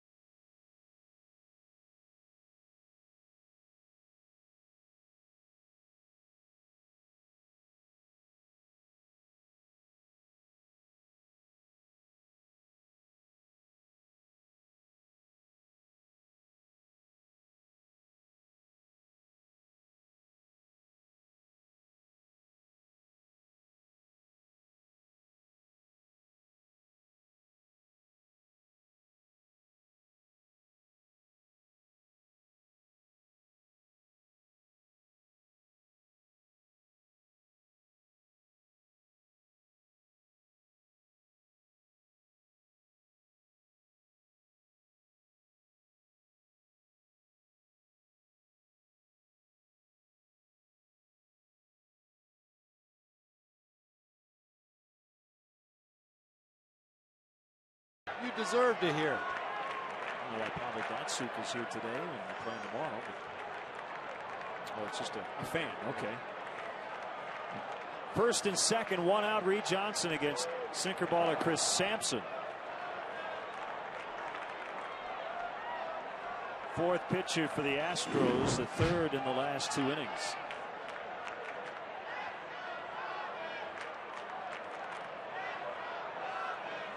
Astros pen has been very busy this year, 2nd in the league in innings pitched.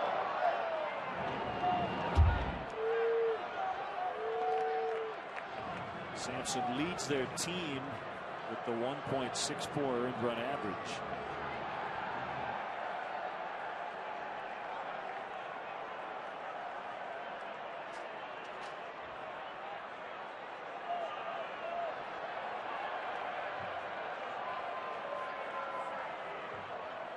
Here he comes on a 1-1 ground ball to second. Matsui to Tejada, but no chance to get Johnson as Matsui had a little trouble getting it out of his glove. Fielder's choice, 1st and 3rd, 2 gone. Hey, if you've never been to Wrigley Field or been 1,000 times, a guided tour of the friendly confines has something for everyone. Each tour includes visits to places like the press box, clubhouses, dugouts, and much more. Tours are available on select dates throughout the season. Tickets are $25, and a portion of the proceeds benefits Cubs designated charities. For more information or to purchase tickets, visit Cubs.com.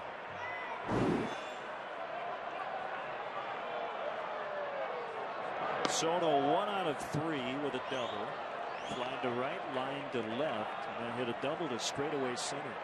over the head of Michael Bourne. That's tough to do in a ballpark like this. Michael Bourne usually runs him down.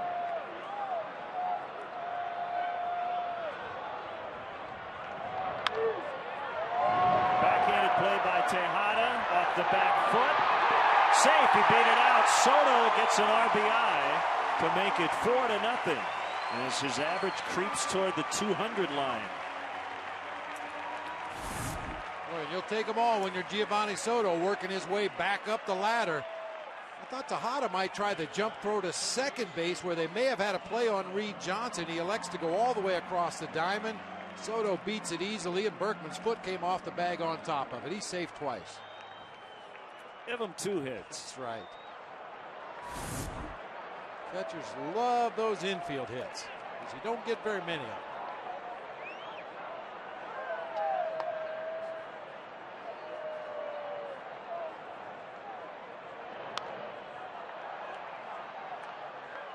We'd like to see Mike grab a hit here before the end of this one. 0 for 3 with 3 punch-outs against Oswalt.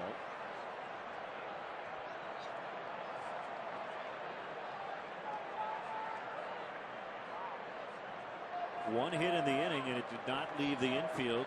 Cubs have been helped by a couple of walks.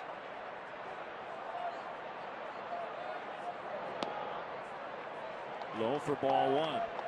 Still going to be Greg in the 9th. Even though a save chance has gone by the boards, with the Cubs grabbing their 4th run.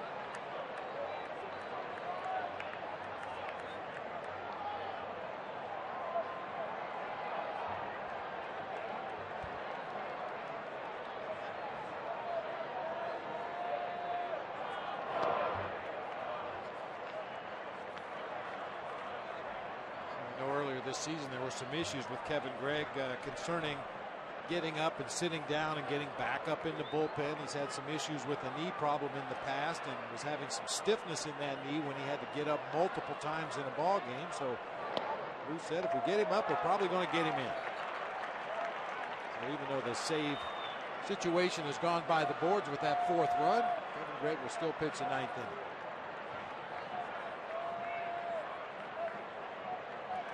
It's not really about accumulating saves, it's about accumulating wins. So even though if Kevin Gregg comes in and gets the last 3 outs, he won't get credit for a save. The ball club will win the game, and that's the role that he'll fill throughout this season, coming in and getting those last 3 outs, whether it's a save situation or not. Bullpen coach Lester Strode out there with Gregg.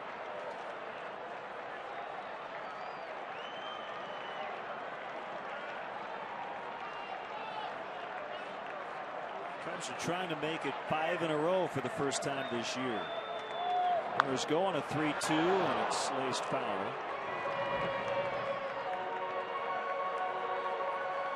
They're not going to be in first by the end of play today because the 2 teams ahead of them are playing one another. They're right there within striking distance. We'll get Milton Bradley back in the lineup tomorrow.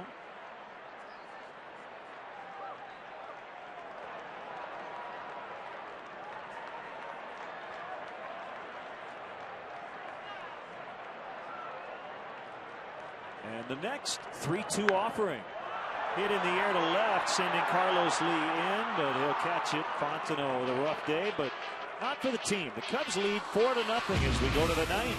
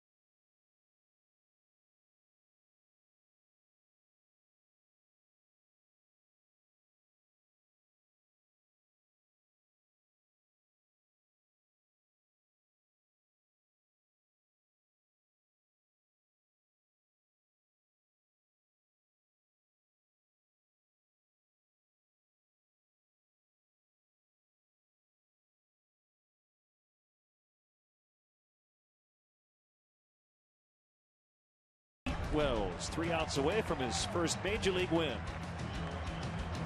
And he deserves it after his outing today. Got in a couple of jams, but was able to work his way out. Had a tremendous moving fastball, a good straight changeup today. Congratulations to Randy Wells. So he hangs with Ted Lilly and Rich Harden as Lance Berkman has liftoff. Wow. That ball did not go on to Sheffield, but it went behind the bleachers for his 296th career home run. So that breaks the shutout.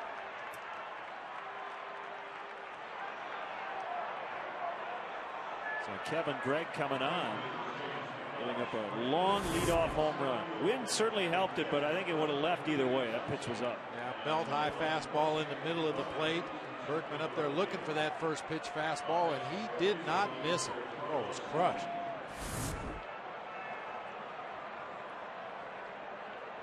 Carlos Lee outside, ball one.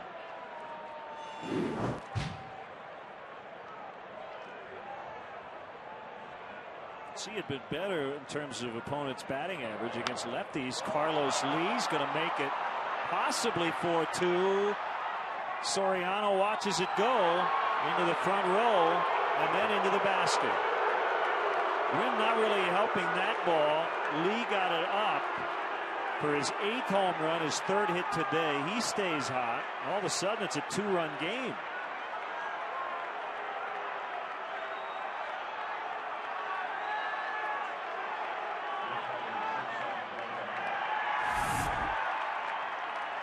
Rude greeting in this ball game for Kevin Gregg. The first pitch he throws ends up in the right field bleachers, and then Carlos Lee just does get enough to tuck it into that front row and then into the basket in left field. Well, they tell you in this spot, throw strikes, and the 2 he's thrown have left the yard for home runs. There's a big difference between throwing strikes and throwing quality strikes. Yes. You know. Missed off the outside corner right there. So the Astros were shut out through 8 on just 4 singles. And here in the 9th, they've hit back-to-back home runs. I guess the only good news about Berkman and Lee is that hopefully Gregg won't have to face him again in this inning, but the tying run's going to come on. Tejada with a single. Now Marmol and Guzman have already been used. Larry's going to go out and chat with Gregg. We'll see if Lou gets somebody up in the bullpen. Well, if indeed he does get some more activity in the bullpen, you would assume Aaron Heilman at this point. He has been the 7th inning guy. Angel Guzman filling that role today. There's no lefty other than the switch hitter Blum due up here in the short term. Jason Smith is on their bench, but he doesn't have a hit this year. They've already used Darren Erstad, so we would not expect Kotz or Marshall to get up for a matchup here.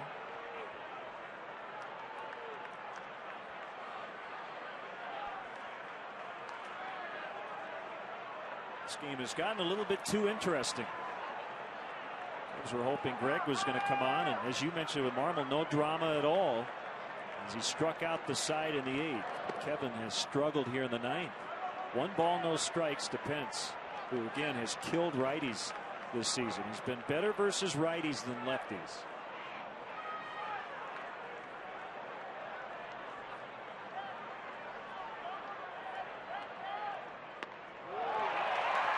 We talked about the location of the pitches that Kevin Gregg threw. Belt high fastball, middle of the plate to Lance Berkman.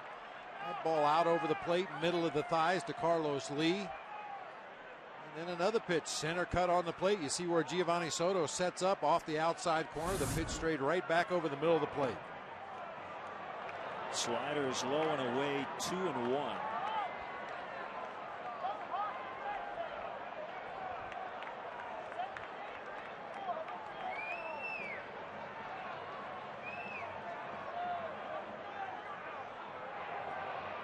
Kick and the pitch. Got it. 2-2. He needed it. tries to put away Pence.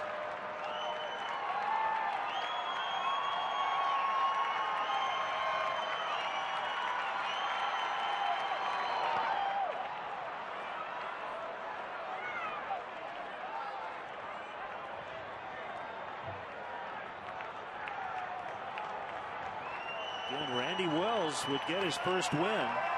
Greg can get out of this. Well, Kevin's given up 2 home runs and now is facing the tying run at the plate with no outs. Tejada runs, base hit into center. That might have caught the fingertip of Kevin Gregg. Looked like he's shaking his hand a little bit. First and third, no outs. And Mark O'Neill's going to come out and check on it.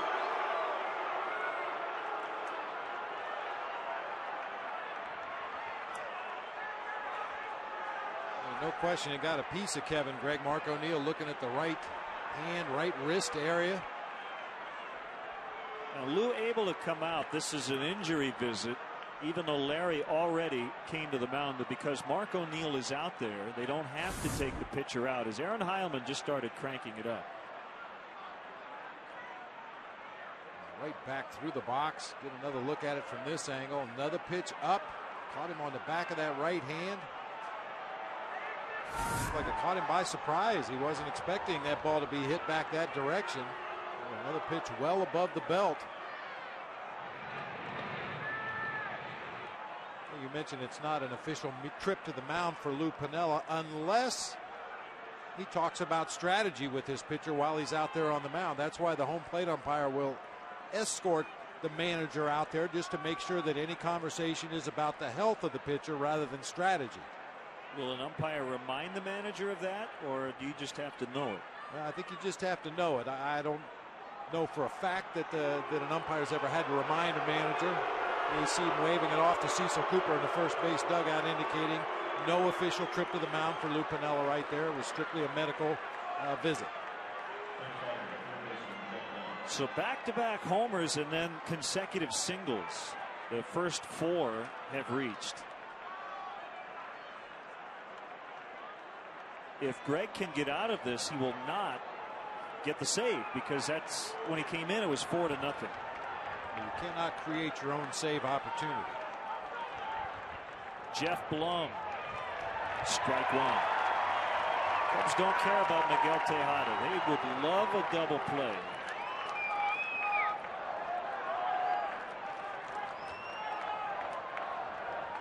Key guy right now is standing at first base. Well, actually, the key guy's at the plate, but Pence representing the tying run. Big swing by Blum. They're getting their hacks in here against Greg. Every time he elevates that fastball up around the belt, they're getting some pretty good rips at it. This account that usually Kevin Gregg likes to bounce that breaking ball out in front of home plate, try to get a swinging strike. Slide by Soto, keeping that double play in order.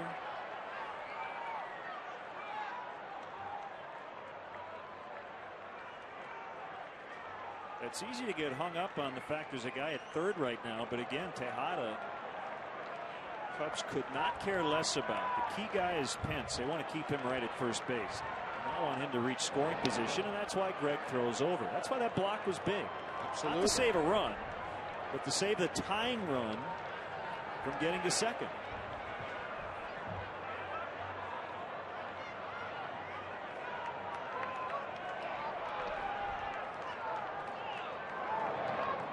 And Blum just got hit to load him up, and now the tying run is in scoring position, and the go-ahead run is on base, and that's going to be it. Lou's going to ask for Aaron Heilman. And Aaron, who's had some issues with the strike zone, has to come in and throw strikes. Bases loaded, nobody out.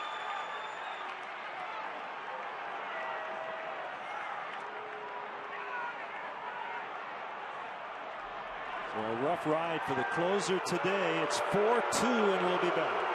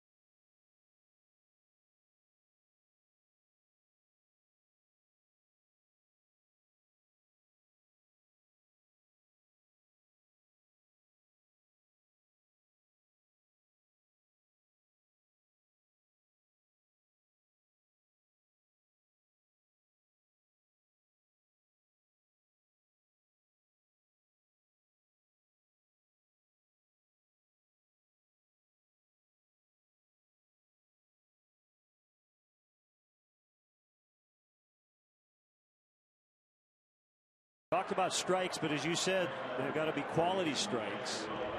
Ivan Rodriguez at the plate. Bases loaded, no outs, 4-2 Cubs. This is a safe spot. Yeah. Lest there be any confusion. This is a tough save chance, to say the least. So the runners, Tejada at third, Pence at second, and Blum at first. Here we go. And that's floated out into left center. Pence is going to be sent by Dave Clark. Here's a throw by Soriano. It's going to be late. And the Astros have tied the game at 4-4, and there are still no outs. And that means a no decision for Randy Wells. But the bigger point here is they've not only tied it, they have a chance, a very good chance to take the lead. Wasn't hit hard. Sinker right in on the fist of Ivan Rodriguez. He just muscled it out into shallow left center field. Soriano kind of hesitated as he came in for that ball. Hunter Pence with that great speed, I think he was going to score anyway. Yeah, that was an aggressive but a good send by Dave Clark, because that ball was not hit hard. It would have been very easy for him to hold the runner at third with no outs. A tough no decision for Wells. 6 scoreless innings. And it's pinch hitter Jason Michaels outside on a breaking ball. Different managers play this different ways, with nobody out in the inning and runners at first and second, a tie ball game. A lot of times you would send up your best bunter to try to put down a sac bunt for the top of the batting order, but Cecil Cooper figures the go-ahead run is already in scoring position. I'm going to send up my best pinch hitter. That time Michaels did show bunt, but trying to bunt for a base hit.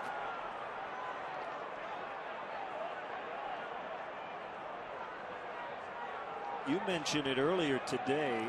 Their closer, Jose Valverde, has been one of the elite guys in baseball the last couple of years, is on the disabled list, and former Cub LaTroy Hawkins has been filling in as their closer. Now he's up with the Astros threatening to get their first lead of the day. 3-0 to Michaels.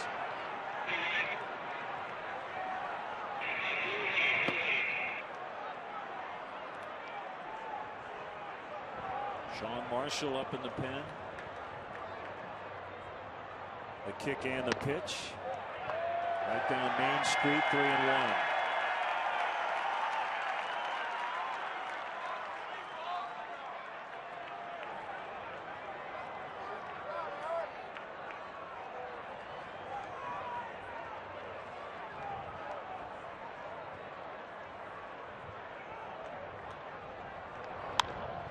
Fly ball, not deep, and Kosuke will handle it. Everybody holding. That's the first out.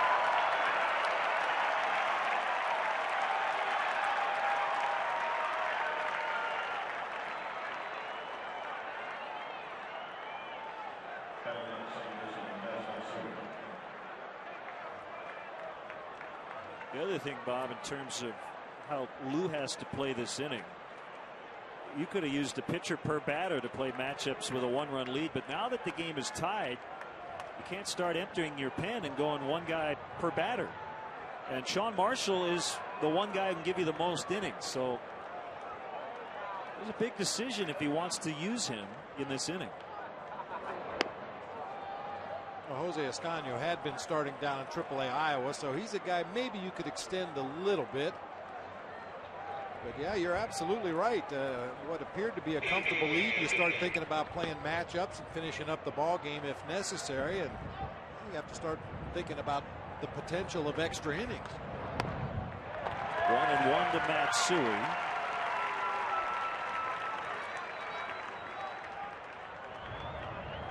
Well, what a shame. Not only did Wells deal today, you had Guzman and Marmol go 3 up, 3 down in each of their innings, the 7th and the 8th. But Kevin Gregg just didn't have it today.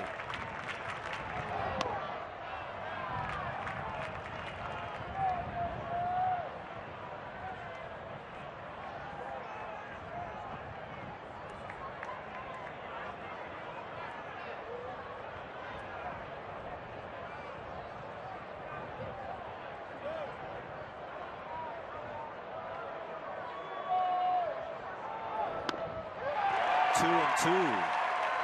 Cubs pen had been very good the last few days.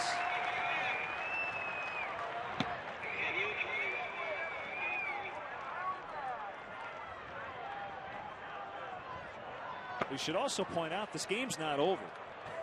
It's a tie ball game. So these are huge outs to get for Aaron Heilman. Give his team a chance to win it in the bottom of the ninth. High fly for Kosuke again. 2 down.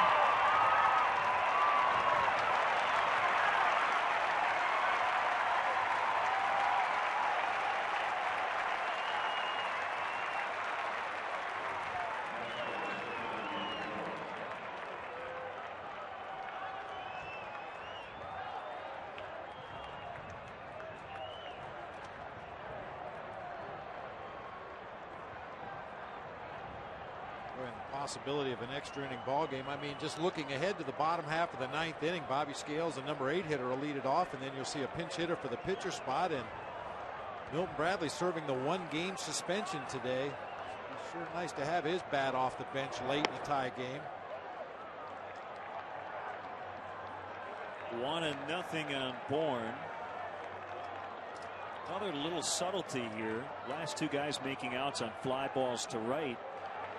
Blum not able to tag and go to third. That's significant for this reason. Michael Bourne could lay down a bunt with a runner at third here and give his team the lead if he could beat it out. It's not a concern at this point.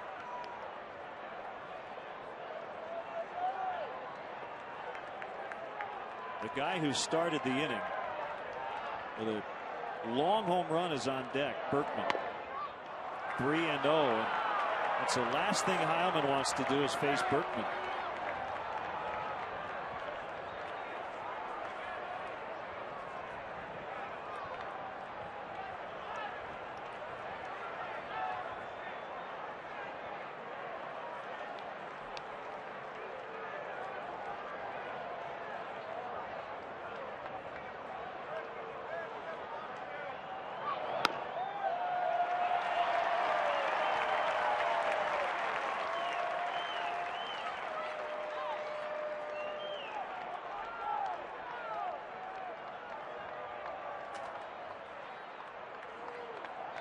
Lou looking at the batter-pitcher matchups.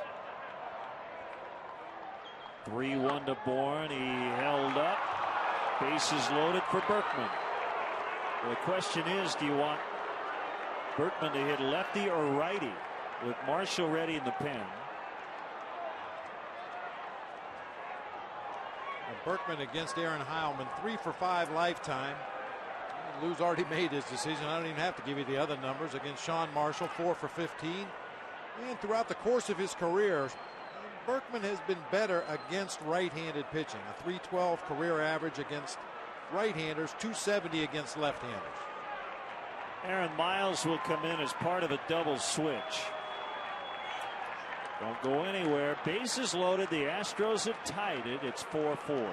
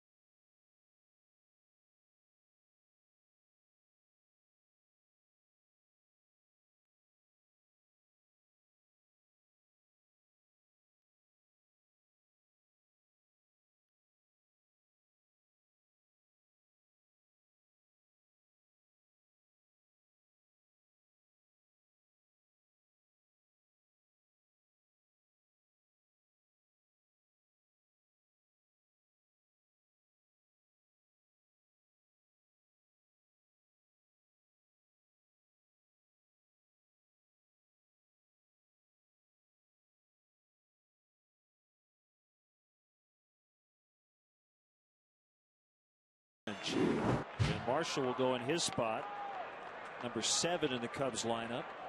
That was the final out of the bottom of the 8th. Sean will face Lance Berkman, who will bat from the right side for the first time today. This is how the inning started. We'll get that after the first pitch.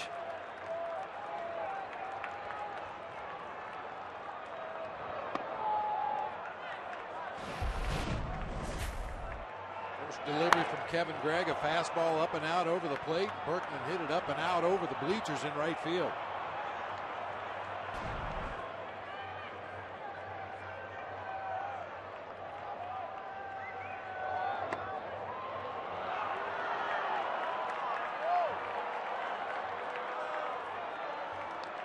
We know Berkman's not going to help him. Very good eye at the dish. But now you're 2-0, so you're forced to throw him what might be a pretty good strike. Here it is. Ground ball to second. Miles will get him. That's a huge third out for Sean Marshall. The Astros did tie it, but they did not take the lead. Bottom 9, 4-4.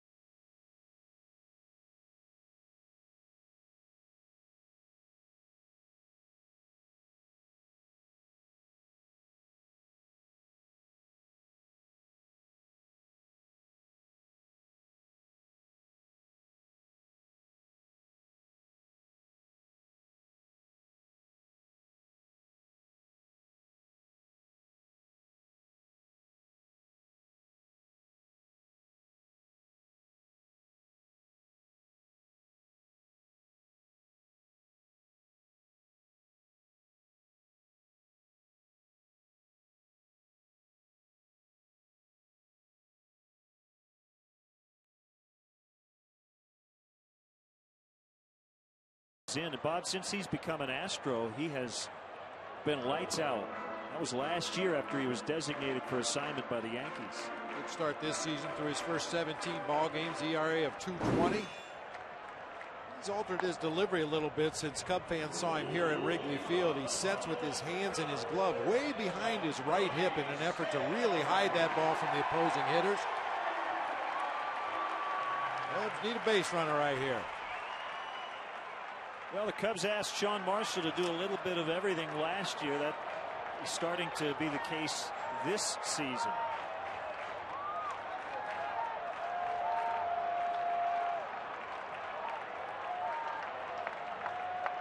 Bobby Scales looking to extend his career opening hitting streak to 7. He's 0 for 3. He's now playing third base. And Hawkins' first pitch taken for ball 1.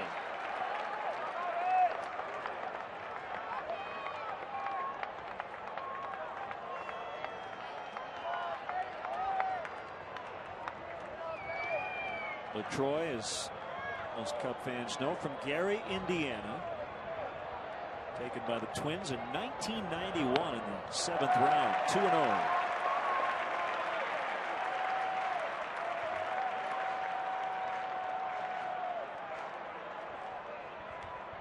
As a Cub in 04 and 05, he had a 2.76 ERA, but struggled at times as the closer when he filled in for Joe Borowski.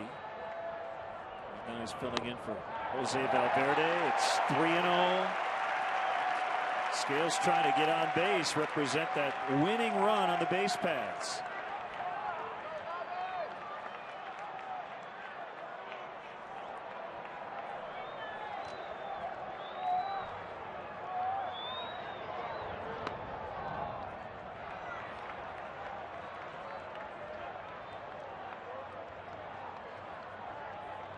Game has gone final in St. Louis, 1-0 Milwaukee. The Brewers had 2 hits, but one was a home run by Corey Hart. The 3-1 swing and a miss. He was trying to end it right there. Suppan over Wainwright at Busch Stadium today. Well, if there was ever a count in a situation where you could look fastball and be pretty sure you're going to get one, that was it. 3-1 count leading off the bottom of the 9th inning in a tie game. He got the fastball he was looking for, probably a little higher than he wanted.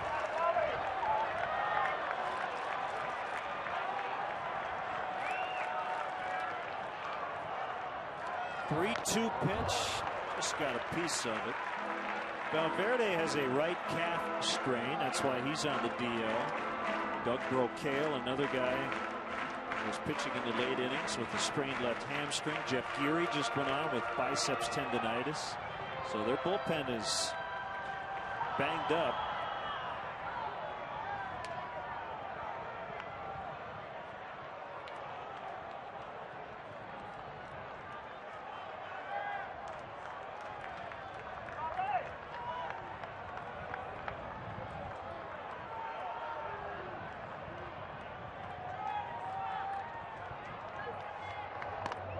Ball 4. That's a leadoff free pass for Bobby Scales. Oh, what a good at bat.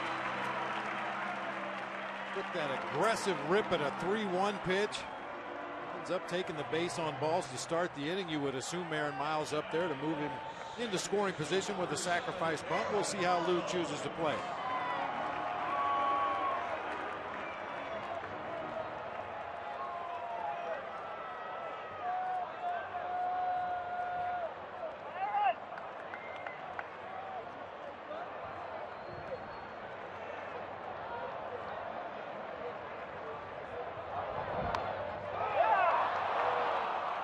Foul. 1 strike on Miles. Well, you definitely want to go first base side with this sacrifice bunt if possible. That time a little too much angle on the bat from Aaron Miles. Bunted that ball into foul territory almost immediately.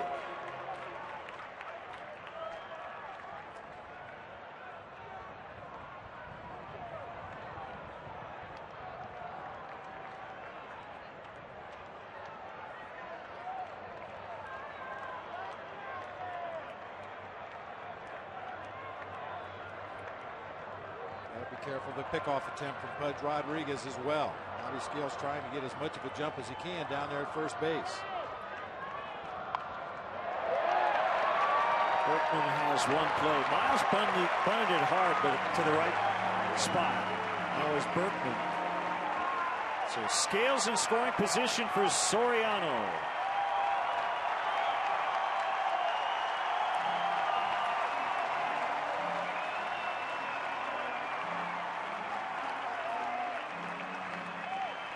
These guys have matched up previously this season. That was in Houston. Fonzie 1 for 7 lifetime against LaTroy Hawkins, but the one was a big one up over the train tracks at Minute Maid Park in Houston.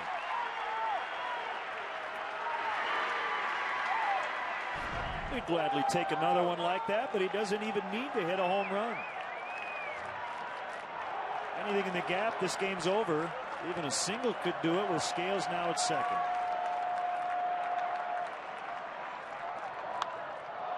Foul pop into the roof behind home plate. You mentioned it earlier, Len. Pretty good throwing arms across the Astros outfield. Carlos Lee doesn't have the strongest arm in the world, but charges the ball pretty well for a big guy, as does Michael Bourne out in center field. Hunter Pence with the best throwing arm of the outfielders that the Astros have on the field right now.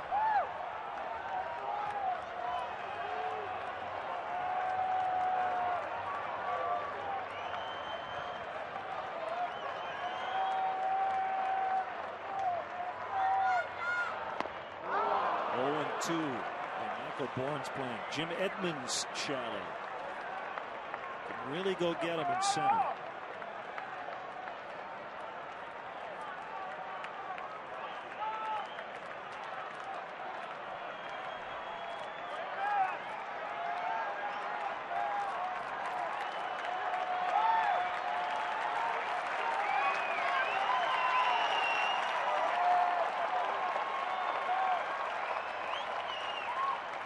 Two-strike delivery, floated out into right. Pence coming on, won't get there. Here's a throw to the plate. It's high. Cubs win. Soriano with a game-winning RBI in the bottom of the ninth. They win it 5-4.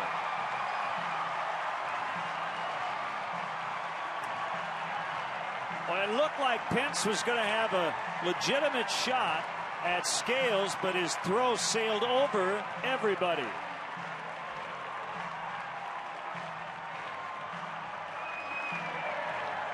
So Randy Wells does not get the win, but it's about Cubs wins, and they get their 5th in a row.